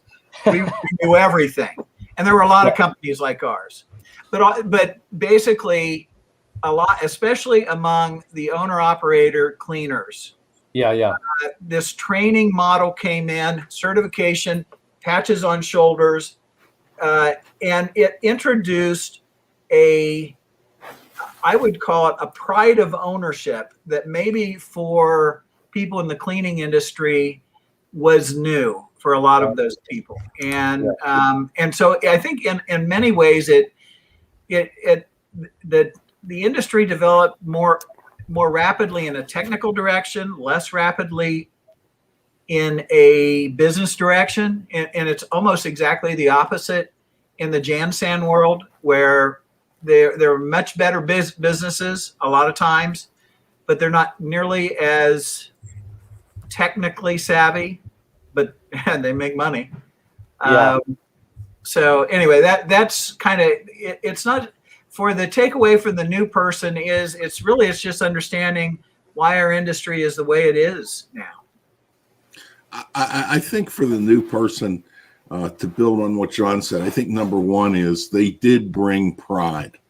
There was this pride of ownership in getting the certificate and then getting that patch. And I think along with getting that patch started what I call a paper chase to get more of those patches. And unfortunately, I think that was not necessarily good for the industry in a couple of ways.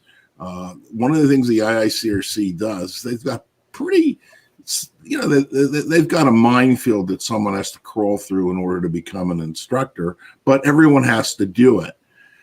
Once you become an instructor, you become an instructor in one subject. And what happens is then you can become an instructor in all these other subjects. So it's like becoming a teacher in high school and having a teacher teach math and then teach health and then teach gym and then teach science and then teach English and then teach German and then teach all these things. They should primarily teach what they're really good at teaching. And in my opinion, they have no business teaching those things that if they can't answer the questions of the smartest person in that room, smartest student asking those questions, they have no business teaching that subject. And I think what happens is, talk about dumbed down. I think that's what happened. And I don't mean the student was dumbed down. I think the instructors have been dumbed down. Yeah.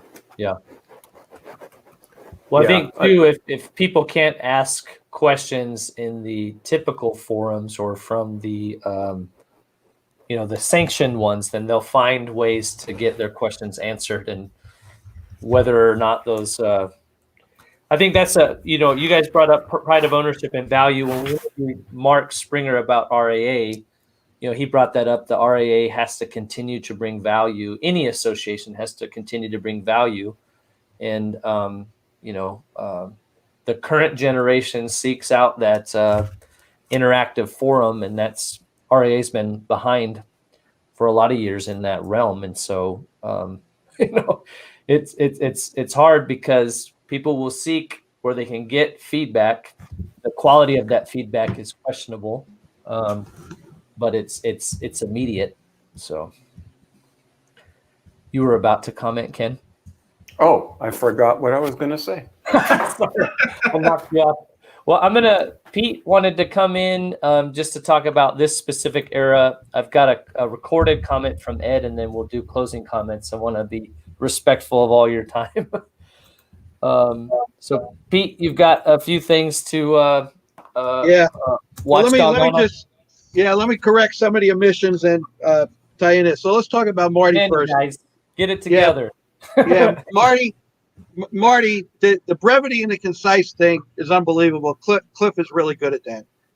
I struggle with it, but I can at times. But I will tell you, it's like Stephen Covey. When Stephen Covey did the 7 habits, the one habit he said he struggled with was habit 5.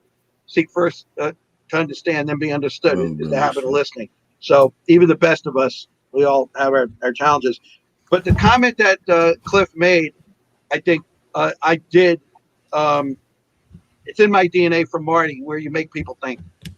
And I guess that's something that I think Cliff and John and Ken do that. Yeah. I mean, that's the job of Watchdog, really, make people think.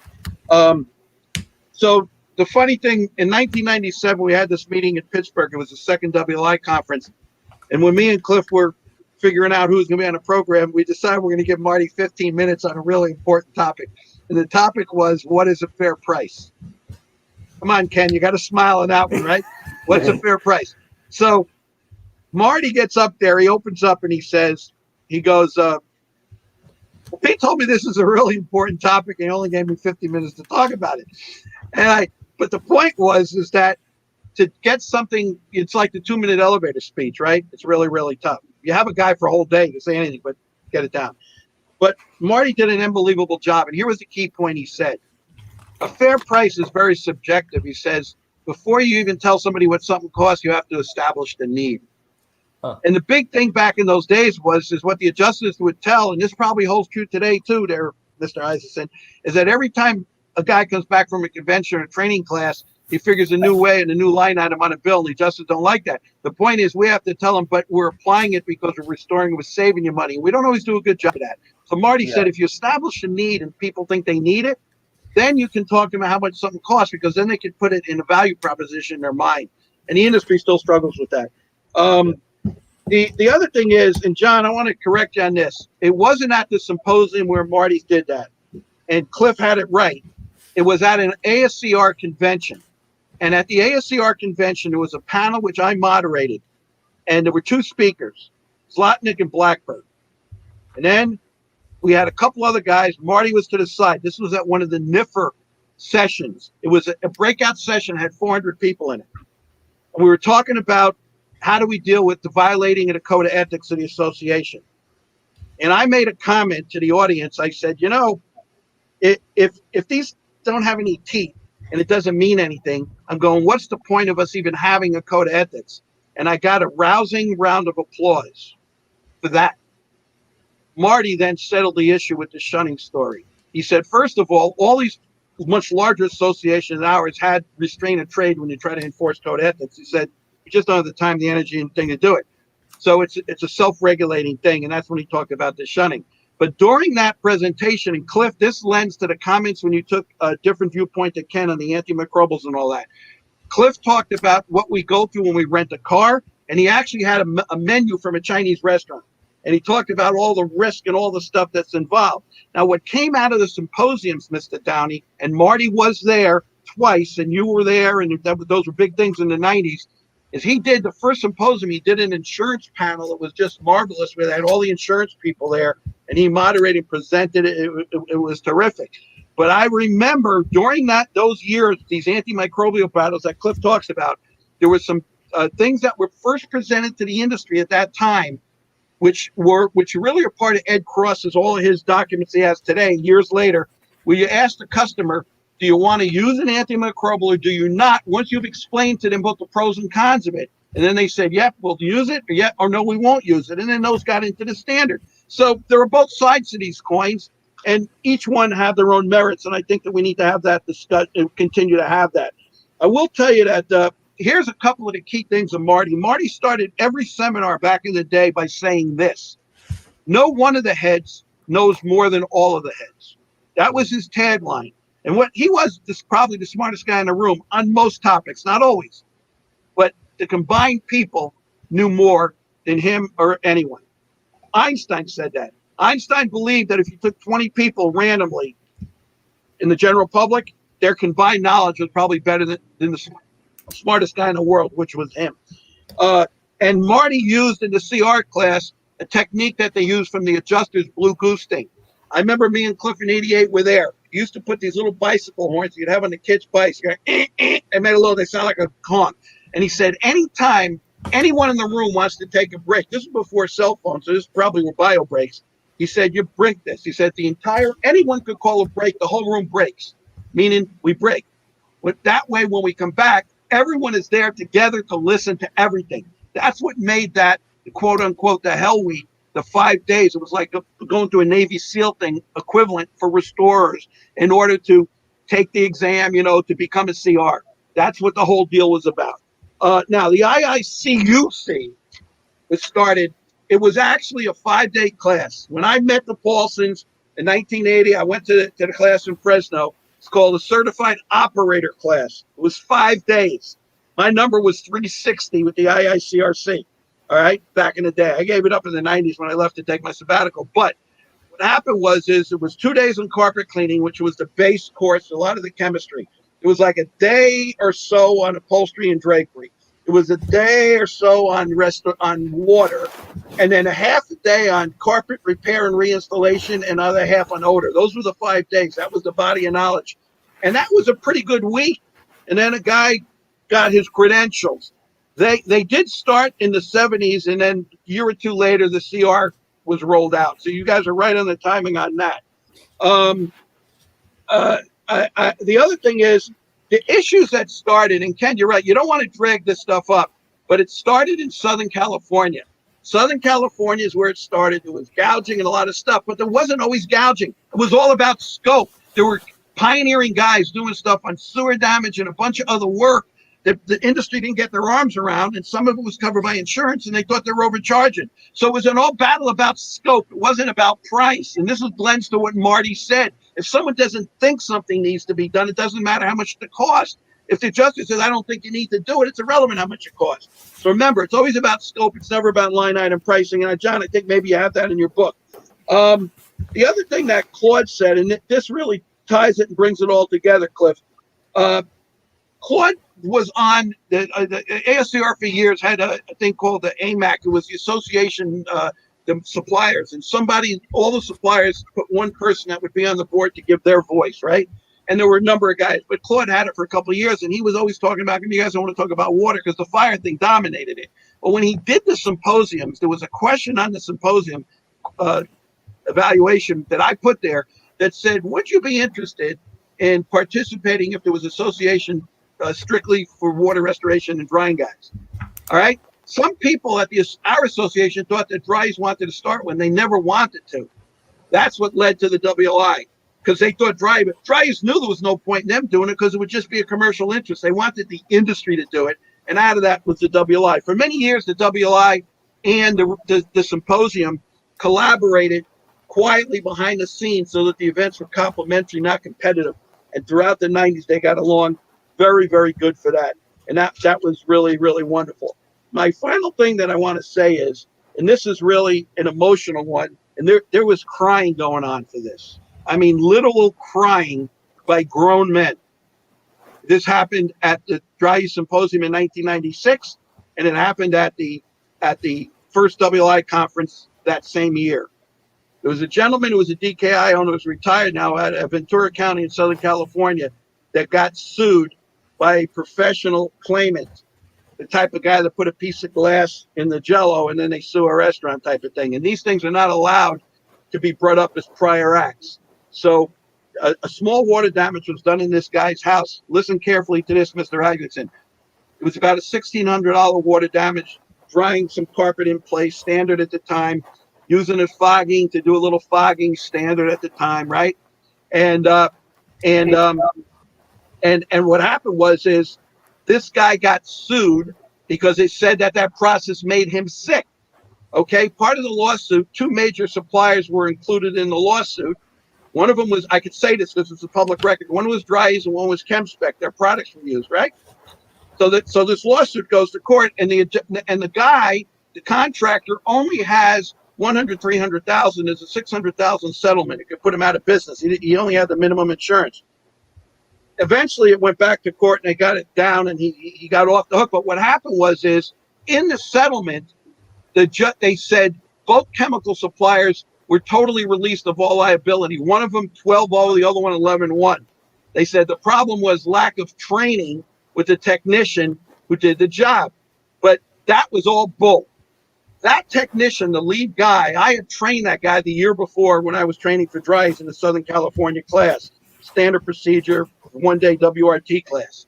He went out with a helper and did the job on day one. He did it right.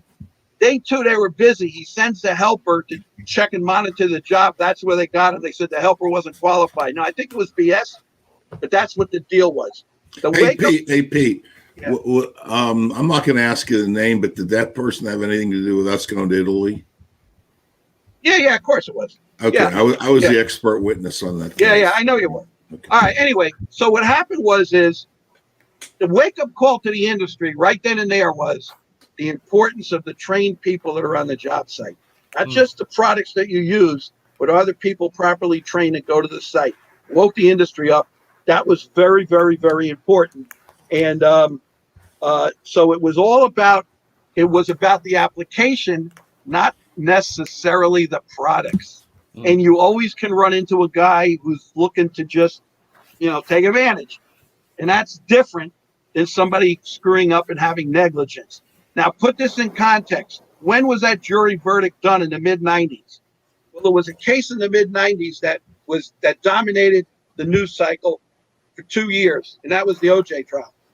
And what happened was the juries, this was in Southern California, they were very partial against business and for people. So they believed this guy who came into court with a mask and oxygen, but there was nothing wrong with him. It was a con. Oh. And when the guy that Cliff talked about, when he told this story to 300 people at the DYOJO Symposium, I remember Tony Macaluso, Rusty was on the stage. They were part of the panel. And his attorney was there. He started to well up. You could hear a pin drop. He started to cry. Yeah. And every guy in that audience, a business owner, put his feet was in that man's shoes. Yeah. That was a seminal moment that changed the industry. It happened at the symposium and the WI conference in the same year. We told that story twice. About almost 600 people heard that firsthand. And then it spread, and then we moved on. And with that, I'll turn it back to you, John. Well, let's I'll play Ed's video. I think you all have an idea of what Ed is saying, exactly what you guys have been talking about. They're the consensus standards as opposed to performance-based versus prescriptive. So we are at our time limits, gentlemen. I want to honor those. So let's we'll go round table in order of appearance on the podcast. Any closing thoughts, Mr. John Downey, as we wrap up what we took 2 hours to kind of get through the 70s and 80s? Well, my first thought is you got to be careful. You put 3 or 4 old timers together and we start telling stories, and where does the time go? Actually, I don't really have anything profound to close with other than saying that, this has been almost cathartic for me, having this conversation with guys.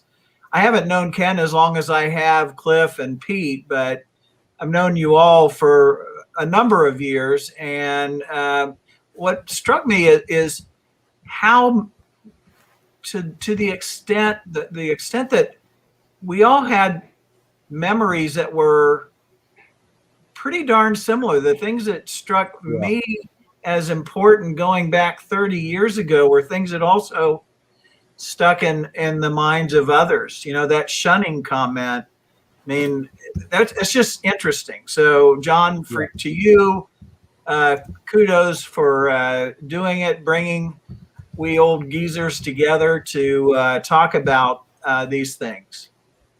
Well, and to be clear, man, I could listen to you guys talk all day. So I think there's got to be a handful of people out there that would feel the same way. So thank you so much for joining us again, John.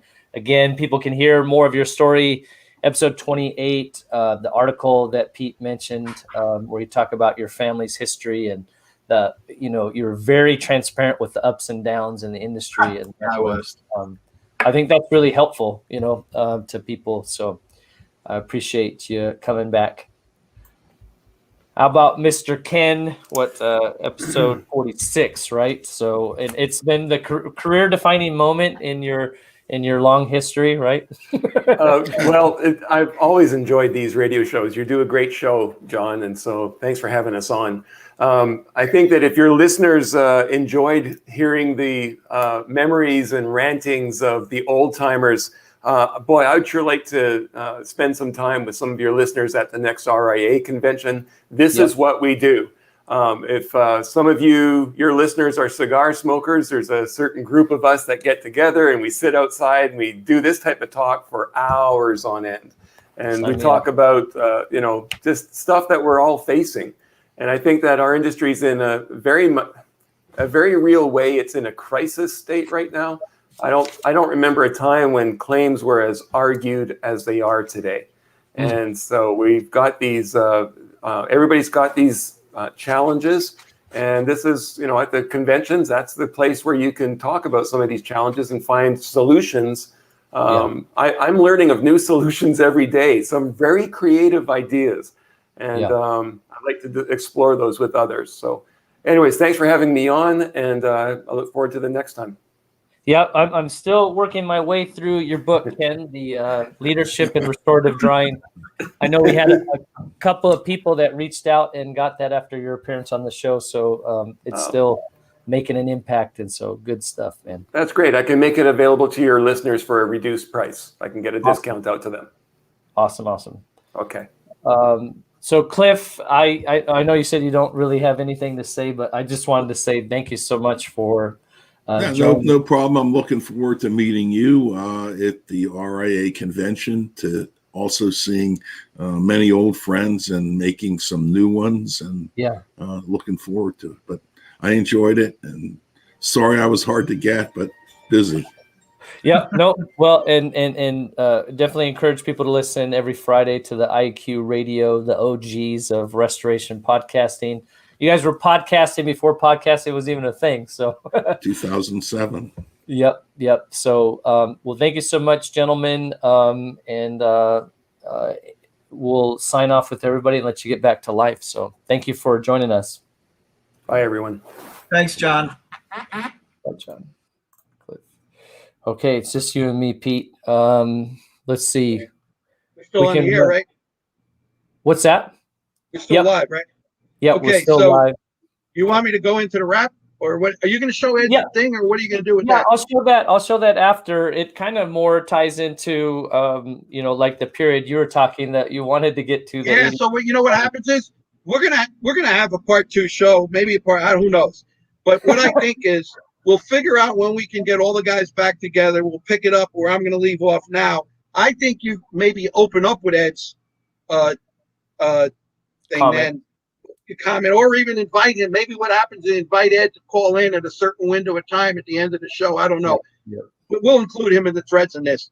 But so let me pick up where you left off. You encourage everyone to call in to the IAQ Radio, and it's funny that you mentioned that.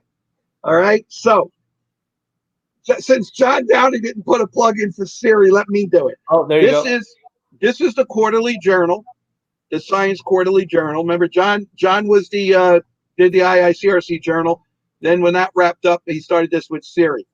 This is the most recent publication. The key story in this article is the use of, it's called the use and misuse of ATP in the restoration industry. Yeah. Ralph Moon is presenting that firsthand information tomorrow on IAQ Radio at 12 noon. So any of the listeners who are interested in the use of ATP in the industry, he's going to present his research. And I suspect that what I think we'll be able to do is we'll be able to have a PDF of his article that could be attached to Cliff's blog, which will go out the following week, because it's basically for subscribers and members only, okay? Now, the other thing is, so what I'm going to do is this array of stuff that I have here. I'm not going to use it all because we didn't get to where we're going to be, but it'll be here for the next show. But what I want to do now is I want to wrap up the era, and I want to set the table for part 2 and where they're at. And I'm going to give a quick little history. So let me clear my table here. And here's the deal. It's all in sequential order. Now, the young intentional restorers. This is what this show is about. It took 2 hours to get there. And we're sorry we couldn't finish it. It cracked me. I cracked myself up. All right. The first thing it started was in 1990 with this document. All right. And this document is called Following a Flood. All right. And you'll notice I have do not remove. Back in the day before it was digital, we used to bring these things around and display them on tables and tell people where they could buy them, or in the case of government documents, get them for free. You just need to know where to get them, right? And I did it because I don't want anybody to take the copy. So we used to take, it was like a display. Now, the Red Cross did one, the same document under the Red Cross label, John. You probably can go to their website and find it. But this was what were called Steps to Recovery by FEMA, okay? And there's 2 people listed in here from our industry. There's all a bunch of people that we never heard of. They're all government people. But the 2 people who you'll recognize that are listed as the credit, one of them is Mr. Zlotnik. And there's another fella who was a pioneer back in the day from Boston, a guy named Tom Zoll. He had a company called Floodbusters from Taunton, Mass. They actually put input into this document, into the government document. And this was the advice given to general homeowners. Like when you see these pictures after these major floods for people, this is what the government said. Our industry started there. The second thing was, and this was important, in Southern California was the hotbed. That was a hotbed for the whole thing with shunning and all that. But that was the hotbed where the industry first got on the radar of the EPA due to public health issues. And there was a carpet cleaning company that went out to deal with kind of a sewage water loss in some condominiums. Well-known carpet cleaning company that did water damage back in the day. And what happened was people got sick and there was a lawsuit, and this company got involved in the lawsuit. The problem was the company didn't really do anything wrong because the lawsuit was a larger lawsuit as part of a construction defect claim against the builder. And there were issues inside the wall with leaking and and then there became mold, right? Well, the guy was called in to do some cleaning, which I think by all signs they did a credible job. And they did some drying to what the best practices was then, but they never really opened the wall, pulled the baseboard. And I don't know why. Part of it, maybe the customer didn't want them to. They didn't think. And we didn't have the sophisticated moisture meters. They weren't as common back then as they are today, right? Yeah. So what happened is they got sucked up into the lawsuit. Now the lawyers are in court and they're saying, well, how do we know what this guy did, whether it was right or wrong? What's the industry standard? There was none. So what they said was, if there's no standard, then the lawyer, they can make stuff up. Yeah. Since it was a public health issue, somehow got back to the EPA. And then that's when the EPA basically said, guys, you got to self-regulate. We don't know what they said. Look, just tell us anecdotally, what do guys do? What's the norm? If you start to write that down, that becomes what the standard of care is. And then from there, you see where it goes. So a group got together and they developed a white paper, and it's called Suggested Guidelines for Remediation of Damage from Sewage Backflows in a Building. That's quite a deal. Let me tell you, the guys who are on the committee, I'll hold it up to the screen in a second. Mike Berry with the EPA, Jeff Bishop, Claude Blackburn, Gene Cole, EPA. Everybody knows who they are. A guy named William Ewald. He also worked at the EPA. Then the guy named Terry Smith. He was from your area, John. He lived up in Bellevue, and he was the innovator, the guy who pioneered all the early patents on developing wall drying that eventually led to the dry yeast turbovents, and then even the injector dry systems of Ernie and all that. That was all part of that. It was a guy from Southern California named Nathan Swazzle, very good guy, did a lot of sewer damage. He was not the guy that was embroiled in the shunning incident. It was a different guy from Southern California. And then Steve Swan, who lived in Bellingham, north of you, John, and he was an early contract instructor for the dry yeast way back in the day. These guys wrote this, and here it is, John. I'm going to hold it up. Can you see it? Yep. Yeah. That was in and on the back. Yep. Right. You see, so look in the back. Look here. That basically has, that has the copyright. This was 4 years later. It was published in the Journal of Environmental Health, which gave this document a lot. But why is this document so important? That basically became category 3, the first IICRC S500 right there, which was published in 1994. It actually was released in 95. In early 95, but the finished work was in 94. Years later, when they decided that they had to update the document, the second one was published in 99. That's the second S500. Now, there's a big difference between the first and second. The first was it was a real low budget item. I mean, the information was good. This one, they budgeted to hire a technical writer, and they wrote it in an ANSI style. It wasn't an ANSI document. We didn't know who they were yet. But they wrote it in that style, very professional. That's, the blue pages, the white pages, that all started. So that was that. Now, along that time, right after that, a year or so afterwards, the Brits, and a lot of these guys are involved in their association. They're one of their local shareholder groups. They're the shareholder of the IICRC. They wrote a thing called the PAS 64. PAS stands for Publicly Available Specification. Quite a few members who were members of the ASCR back then, IICRC instructors, the Brits who came over to America were involved in this with the British Standards Institute, BSI, which is the counterpart organization to ANSI. Okay, and what happened with that is, and then the dry yeast location over there in the UK, in Belfort, and a couple other people, they were involved to support it. So it was industry, it was their standards group. Some insurers, they developed this document for the homeowner. They really wrote it and dumbed it down and had all kinds of pictures. I remember when I showed this to Marty one time, and Marty looked at it and he goes, I'm going to wait till you look up, John. Marty looked at me and he goes, Pete, that's just marvelous. Says, I wish we had something like that in the U.S. What it was clear, it was concise, it had photos, and it was written to the homeowner, who were the people we served. It wasn't politically driven like you heard. All right. Then after that, in the first S520, so we moved from the water to the mold, right? There's the first S520 was in 2003. The IEQA jointly published with it, and the ASCR was supposed to jointly publish. We worked at the last minute. Our executive director at the time, who was also a lawyer, made a decision, which I won't get into, it's not important, to take their name off the document, but we had a lot of input in it, and that was the first document. That was then presented at the AIH conference. That's the American Industrial Hygiene event. I remember it was in Philadelphia. Their events are usually in the summer. It was like in June maybe. And I remember a couple of the committee members and Gene Cole presented it, which was really quite something that they would present that to these industrial hygienists. And that was that. And then the first ANSI document was the second version. And you'll see the ANSI load. That came out a few years later.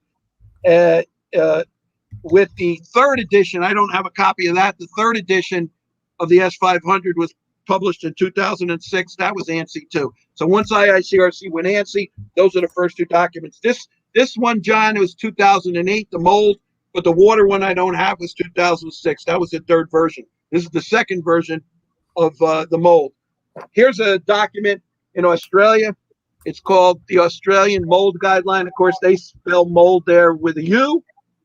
And, and it's written by a couple of experts, PhD types, and they just did it commercially, and there isn't anything else there. I mean, the S520 is there, the IICRC, but they wrote this quite a while ago. So what happens is business and industry regulates anyway, whether the government does or not, and that's how it starts. And mostly the people who do that are usually credible because they're in that profession.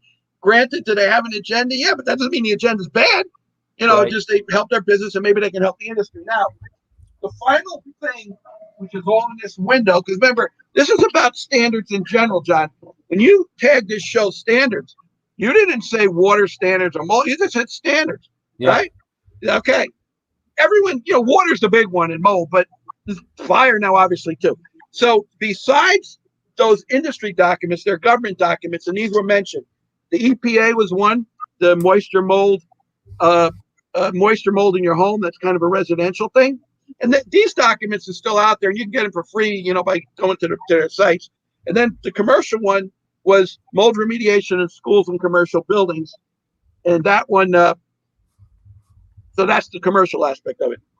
Now, a couple other things that they have. The government, through FEMA, put out things like this, the official hurricane guide. This is the survival for hurricane. These are written basically to consumers, which are good. And then this is Homeland Security. This is called the official Homeland Security supply guide for natural and man-made disasters. See that one, John, the red? Emergency supply guide. Yeah. And so these are other things which are useful. Now, I always tell the restorers, whatever the government's giving in to the general public, you guys need to be on it, get it, and know what they're saying, right? A lot of times, don't be too quick to criticize. A lot of times they'll say, like they did with that first document following the phone, well, I say, but it's written to the homeowner. It's not meant to be a professional document. It's like a lot of times there's no coverages. So don't poo-poo it. Just that's what the government says. It has impact and has power. The other thing, and I'm going to save these other ones that I have here for the next show, but I'm going to close with the fire area because this is all in the same window. So once the water standards came out in the 90s, there were debates and discussions over should we call it a standard. And the ASCR position with Marty and a few others, DKI guys, they wanted to call it a guidelines. Well, what we found out later with Steve Spivak, who wrote a book on standards, and I talked about him with the voluntary, non-voluntary, remember earlier? Steve said to the industry, goes, it doesn't matter what you call it. If there's nothing else out there, it becomes the standard of care. So the whole argument, whether you call it a standard guideline, was actually an irrelevant argument. And just like Mike Berry and EPA people said, it doesn't matter. Just tell us what you do.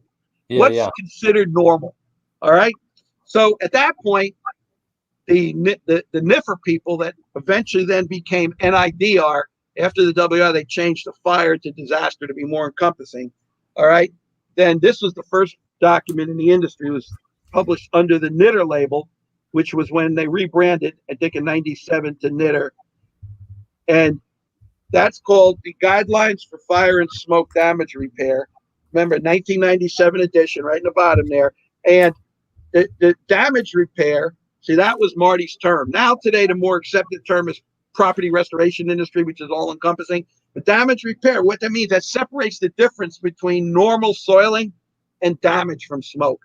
Yeah. That's an important point. Okay. Yeah. So that was first. Then we rebranded them just under the ASCR name. It's the same document. It was easier to promote the entire association versus one division, right? And so that came out. This was the second edition. There were some minor changes to it. All right. This probably was in the early 2000s. And then at the same time, in order to anglicize it, we have the United Kingdom version. Oh, nice. So it's the same document.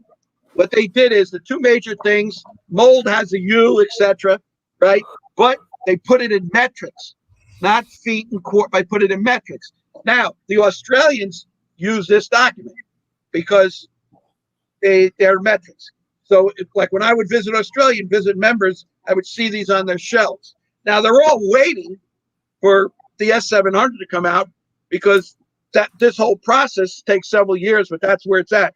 So the final thing, John, is this thing here, which is a long name. I'm going to read it. The name of this standard, this is called the ISO/REA standard 6001. Here's the name of the standard.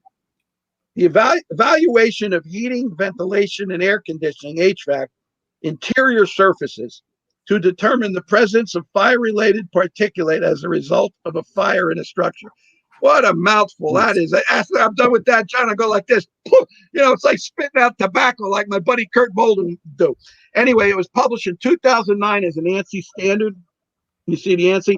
And REA, the guys from NATCA and the duct cleaning guys came to us and wanted to collaborate on this because we were the smoke guys. And the standards they wrote were primarily for just normal dust. That's the difference between damage repair, right? And they needed our expertise in that area. And so they were very closely connected with the IAQA. And at the time, IESO was their standards arm. And then ACAC, became their certification arm. That was way back in the day. But what happened is this was written. And that's what they used to determine, is there smoke and char there or not? So they used it to test something first if it needed to be cleaned, because they didn't know whether it was normal dust or soot. Or after they've cleaned where they knew it was soot, did they remove it all? Now it became scientific. Okay, this was important. There was a methodology to it. And why is this important? This is extremely important.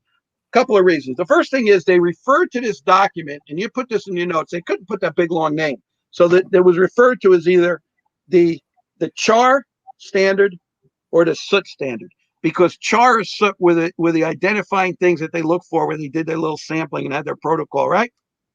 And that became the basis for in 2010, when by that time we were REA, started to put together to want to do an industry-based consensus standard, which we had the PINS notification of answering in 2008. And we worked on that for 10 years. Then when IICRC and REA did this collaborative strategic deal, part of that deal was the transference of that process that became the S700, and a lot of the REA people involved with all the whole industry.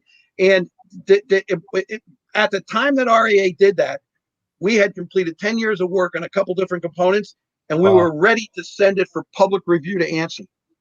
And as part of the deal to help build the industry together, they basically made a deal in the greater good, so that, as Mark Springer said, we have the lanes. IICRC's lanes is certification and standards, and ASCRREA is the association and education activities. So we're in the process now, and Ken is aware of this. We're at the end of a 3-year process where the education for all of the pillar programs, the CRWS, etc., will be open to other training organizations to train them once the deal is finalized. And what happens is we have been for a couple of years now under the deal. RA does the training, their instructors, but the exam is given to the IICRC, and which is important. It's done separately. It's kind of a third party, and then the CECs are maintained to the IICRC. So this is the sharing of how it works. So when the transition takes place, that it's open up to the industry, REA will be a training organization with our training instructors, no different than all the other ones in the industry. And this is the collaboration industry come together. We have a focus on standards and certification and association-related activities, putting on the conventions, the magazines, and all these kind of things. They're two separate deals. And you'll notice now the industry gets tremendous support from Clean Facts and from R&R. Amanda, Jeff Cross, but now it's Amanda Hosey and Michelle Blevins. They're actively involved in RIA, the IICRC, the CIRI, all the groups, everything, doing the coverage in both digital and print form. And this is the collaboration and the growing of the industry coming together and maturing for the greater good. So that's a good place to leave it off, because that's now built a bridge to part 2 of the show where we'll pick it up. And then I think I have a couple other technical stuff. And then where I'm going to pick it up, I'm going to get a copy of that newspaper of October 2000 when I introduced the Restoration Triangle. I have it in my storage. I'm going to get it so we can hold it up. All right. Okay. And then the other documents are the business documents and all and the body of knowledge and all the other ones that started then that carry over to where we are today. It just makes more sense because I had them in the order lined up. It makes more sense to do it then. I mean, do you think that? Yeah, that'd be great. That'd be good. Yeah. I think So anyway, I think we need to plan another 2-hour show, and I think if we stay on track now, really the heart of that show is what we wanted to do here, which we wanted to talk about that 1-year process where both Ken and Cliff wrote their articles independent that were in that one journal that John did with the IICRC that Cliff then published in RAA and got the Golden Quill. And the reason that that's important is that transcended from 2006, the first ANSI S500, to 2015, the next one. And it transcended the importance of being due diligent and don't do things randomly. And that's what those articles were about. They ruffled a few feathers, but they were all brave to do it. Downey was. It went through peer review. It was a lot of vetting, and it allowed people to basically, John, I'm going to tell you something. I sent an email out yesterday. I'll close with this little story. You don't even know about it. But one of the shows that we're going to do a highlight show on July 2nd, which is the Friday after the convention, on IAQ Radio. We're going to call it the REA Roundup of the 75th. And we'll invite Springer and Katie Smith and Christy, our CEO, and Ed Cross. And of course, you and me, we're going to hang out for a couple of days. We're going to be in Fort Lauderdale at the AM at Labs, where we're going to call in live like we did a few weeks ago for the 2 Moisture Mob guys, because the AML, they have a lab in Australia too.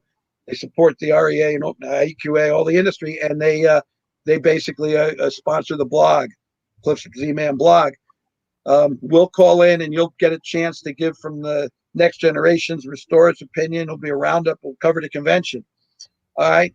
And I sent an email because, with the borders being closed and all, unfortunately, Canadians, the Brits, a lot of us, they won't be able to come to the show. But, hopefully they can call in for that podcast, right? And they can get the recap of it.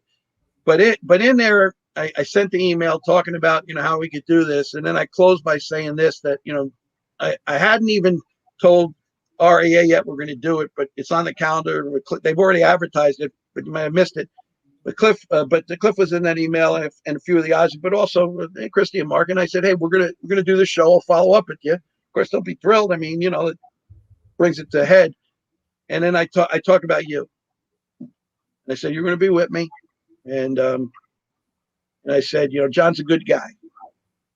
So, but more importantly, he is a truth seeker of accuracy of historical facts. The reason that me and Cliff like you, will support you, is because we see us and you when we were your age. I don't know how else to put it, but just remember that. Truth seeker of the accuracy of historical facts. And, a very wise man who's in the martial arts, very well known in the flooring industry. He's involved in the Moisture Mob, but a few years ago when we were in Ireland for a special meeting, which was the roots of the Moisture Mob, he said 11 o'clock at night, we were all down there just before we all went up to our rooms. He goes, be careful of those who claim to know the truth. He says, always side with those who seek the truth. And there's always interpretations, and there's different, everyone can have their opinion. Yeah. You have your own facts. The facts are the facts. And, Mark Twain is very famous for making a statement way back in the day in the public open square. A guy had something wrong, and he said, sir, let me remind you of this. Please get your facts straight first before you try to distort them. And that's a very famous thing. I actually bought Cliff a tie many years ago, and Nicole Miller tie. She used to do all these special ties that had that mark. They had all these different quotes. It had the Mark Twain quote. He wore that tie with pride for a long, long time. So anyway, I think you're cut from that cloth, John. And appreciate that. Anyway, you were very persistent. Took you a while, like you talked about in the first show, and you said, he even has a Yahoo email address, which is good. Cliff's got a CS email, CompuServe. It used to be, now it's just called CS. CompuServe was before AOL. It was CompuServe, AOL, then it was Yahoo and Hotmail. That was the sequence. Now, I do have a Gmail, but I've had it for years because you got to have it to do anything with Google. But I don't tell him. The only people I get that from is Roku, Grubhub, and Google. They're the only ones who send me anything there. I don't give it to anyone. I ain't giving it out. I'm still a Yahoo boy. Yeah, anyway, Yahoo guy. I'm a Yahoo guy, and they really do a good job. They've done a good job over the years. And first of all, the difference between a Yahoo and a Gmail account, you can hardly tell the difference. They're very, very similar. Yeah, they've done well. Yeah. Anyway, I appreciate it, and appreciate you helping put this together. And I could sit for hours and listen to everybody. So hopefully there's a few people out there that get the same value. So yeah, I got to tell you, John, it's funny. So with the 2 hour, I think the boys appreciate they cut it off at the 2, and then when they have hour, it reminds me of the soccer game. So you have a soccer game, which is 90 minutes, right? But then the referee, they always keep track of the overage. Overage. Yeah, the overage time, right? You don't really know what it's going to be, but they have the overage. So we run into the overage, right? And then, of course, if it's tied after the overage, then they have the overtime period, which is different. And even the overtime period has an overage. And then they have 2 of them. And then before that, if it's tied after both overtimes in 2 overages, well, actually, it'd be 3 overages. The one for the game is overtime. Then they have the penalty kick, and that's how they decide the World Cup, or the soccer matches when it goes to that. So anyway, we went into the first overage. So we're gonna have either 1 overtime or 2, which will probably have overages also. But it is what it is, and it's okay to let it evolve and to let it be what it is, and then people take what they want out of it. And the thing that you do so wonderfully for your audience is you look at all that stuff, you took the notes, and then you post, later, whatever, the most important part, and then you put it in writing. And that's really what the IAQ boys do. I mean, far more people read Cliff's blog than they listen to the whole podcast if they don't go on live, because you can read the blog. And then if the blog is interesting, a lot of people will download the cast and then they'll listen to them later. Because sometimes I'll get an email from a guy a month or 2 after a podcast and he'll comment on it.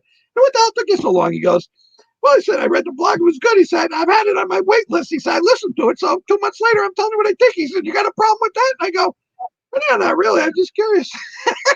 So, people do what they're going to do. The important thing is you document the information, tell them where to get it, and let them do what they're going to do. Yep. Well, thank you, Pete. I'll let you get back to it. I got to get to work, and we'll go from there. Okay. All right. Thank so just let's just think about this for the weekend, and then next week we'll just revisit with the boys when we get back in the calendar what we want to do, and then now we have the experience. We'll have a much more structured way where we can pick up from this. Now, maybe one of the things you may want to consider doing is this, John. You may want to make a video once they signed off till now, and let the panel watch that video. Sure. Right. Watch that whole video, right? Just send them that clip. That may or may not be out there for the public domain, but let them do it as their homework, because we're not going to repeat what I just said. They need to listen to that so they pick the discussion up, and then we can dive right into it. Yeah, we'll talk about framing it so we get to the meat. Sure. Yeah, framing it and do that. I mean, it was good to sign off. If you gave them the option to stay on, maybe they would, maybe they wouldn't. But I don't want to have to repeat what I just said, and that's an important part of setting the conversation that leads up to where they're going to go. Perfect. That way we don't rehash. We don't start talking about stuff that we already talked about. Perfect. Whatever it's worth. You think about it, sleep on it. That's my thoughts. Doesn't mean that's what we're going to do. It's your show, but do what you think is best. So we got the intentional old school restorer signing off. Yes, sir, we do. Now, matter of fact, I'll have to change that for your podcast in the future. The Global Watchdog, that's what I have for most of my go-to in the Zoom, and I have it obviously for the IIQ. But for yours, we'll have to put that on my old school restorer. Yeah. All right. Thank you, man. All right. Thank you, buddy. Take care, man. Have a good one. You too. All right. Ed Cross prepared a message for us. He was going to try to call in, and it did not sync up. So here's Ed's words. I think they're very important and relevant. Hi, John. Thank you very much for having me on today for this really important conversation. IICRC standards are sometimes misused and misunderstood, and I want to try to demystify a little bit of that today. First off, let's talk in a general sense about what is a standard. Well, a standard is a measure. It's a norm. It's like a model that's used for comparative evaluations. Restorers are commonly coming under the microscope when their invoices get reviewed or when their work product gets reviewed, and people will commonly look to the IICRC standards for guidance on those particular types of questions. The IICRC standards are masterfully prepared documents created by some of the very best minds in the industry who spend thousands of hours writing and drafting and editing and revising and deliberating every single word that goes into it. And if you think about it, you've got thousands of years of industry experience behind these documents. Add on top of it the ANSI accreditation, and you've got something that carries a lot of credibility. ANSI is the American National Standards Institute. It is a watchdog group. Its role is to oversee the creation of standards to make sure that a proper consensus is reached and that the standards actually represent the actual industry standards that are going on out there in the real world. So the IICRC has said that the purpose of its standards is to help create a universal language that people can use to discuss restoration methodologies. And that's a very good purpose to have.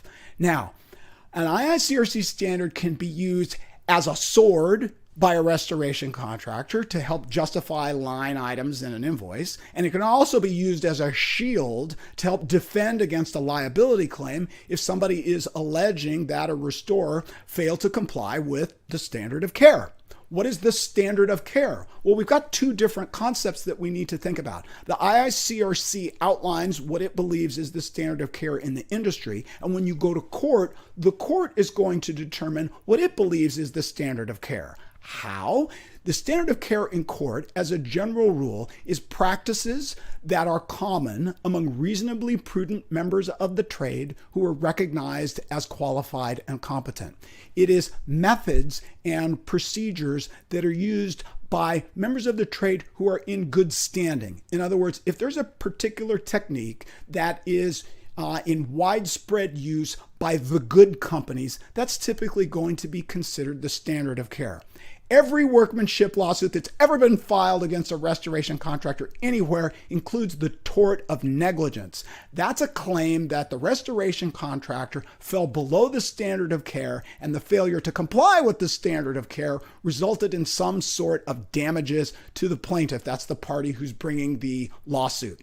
So the court is going to look and say, okay, IICRC, is this the standard of care? It's very strong evidence, all right? No court has ever said the IICRC is law per se, but if two parties are going to court and one has the IICRC standard on their side and the other one doesn't, my money's on the one who's got the IICRC standard behind them. Now, when I was privileged to be involved in the editing of the first edition of the water damage standard, we were creating the second edition.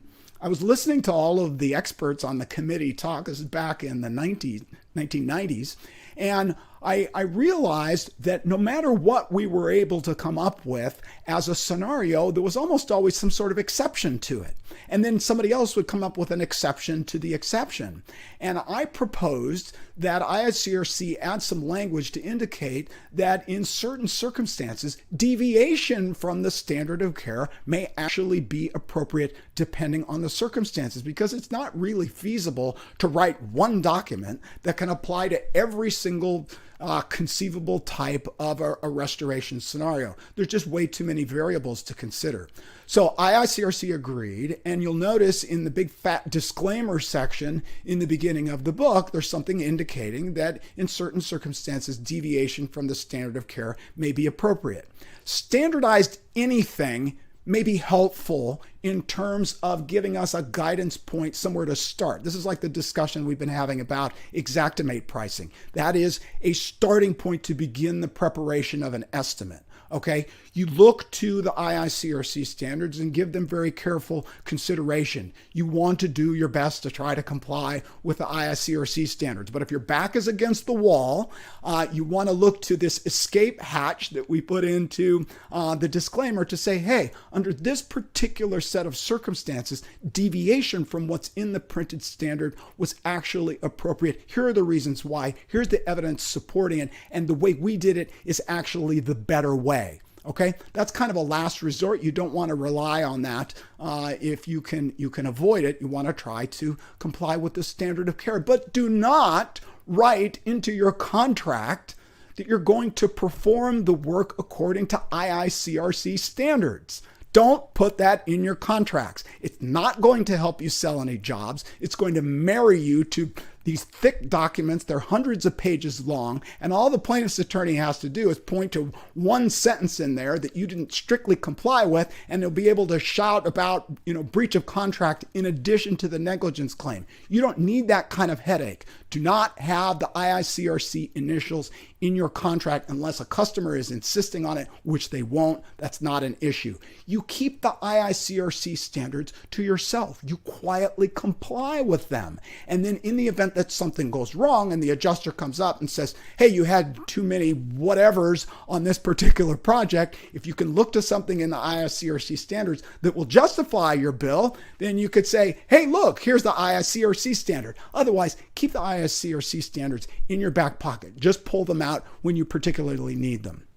And before I sign off, I just want to encourage everybody to sign up for the Restoration Industry Association's convention. It's June 29th and 30th in Orlando. We've got a lot of cutting edge points and educational opportunities for you there.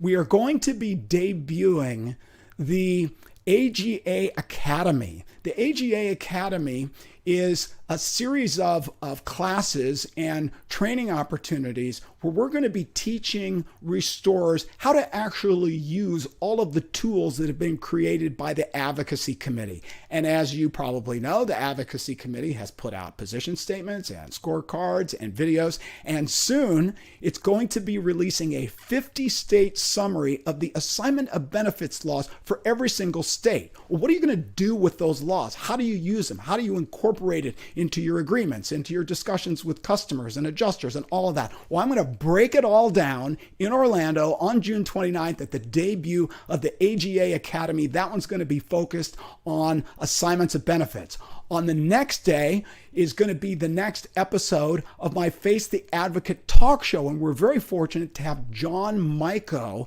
of Alacrity, who's going to come on the show. He's going to field questions about the TPA experience, about the RIA scorecard regarding TPAs, and all of the different ways that restorers can work together with TPAs to try to improve that experience. The convention is sure to sell out, and we really hope that everybody will sign up as soon as you can so you don't miss your spot there. That's at restorationindustry.org. Thanks and good luck to everybody. We will see you in Orlando.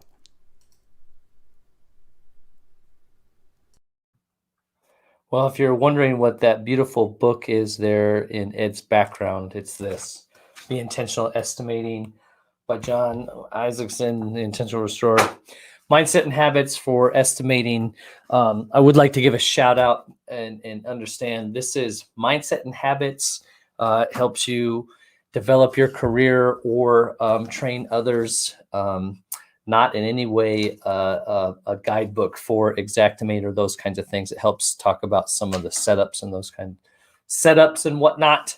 But spent some time with Ben Justison out in Moses Lake at the Enlightened Restoration Solutions Training Academy.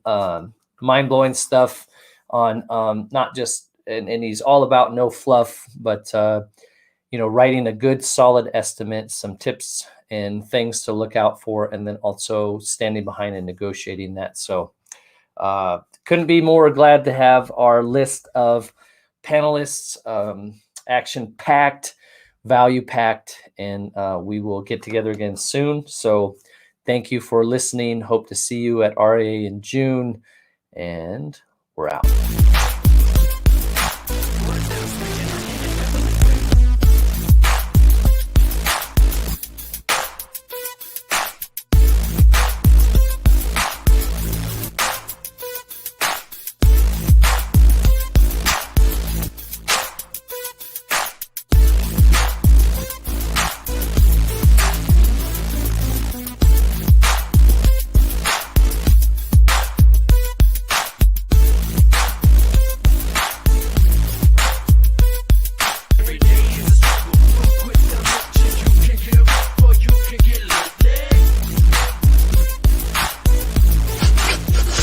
This is the stupidest thing I've ever heard.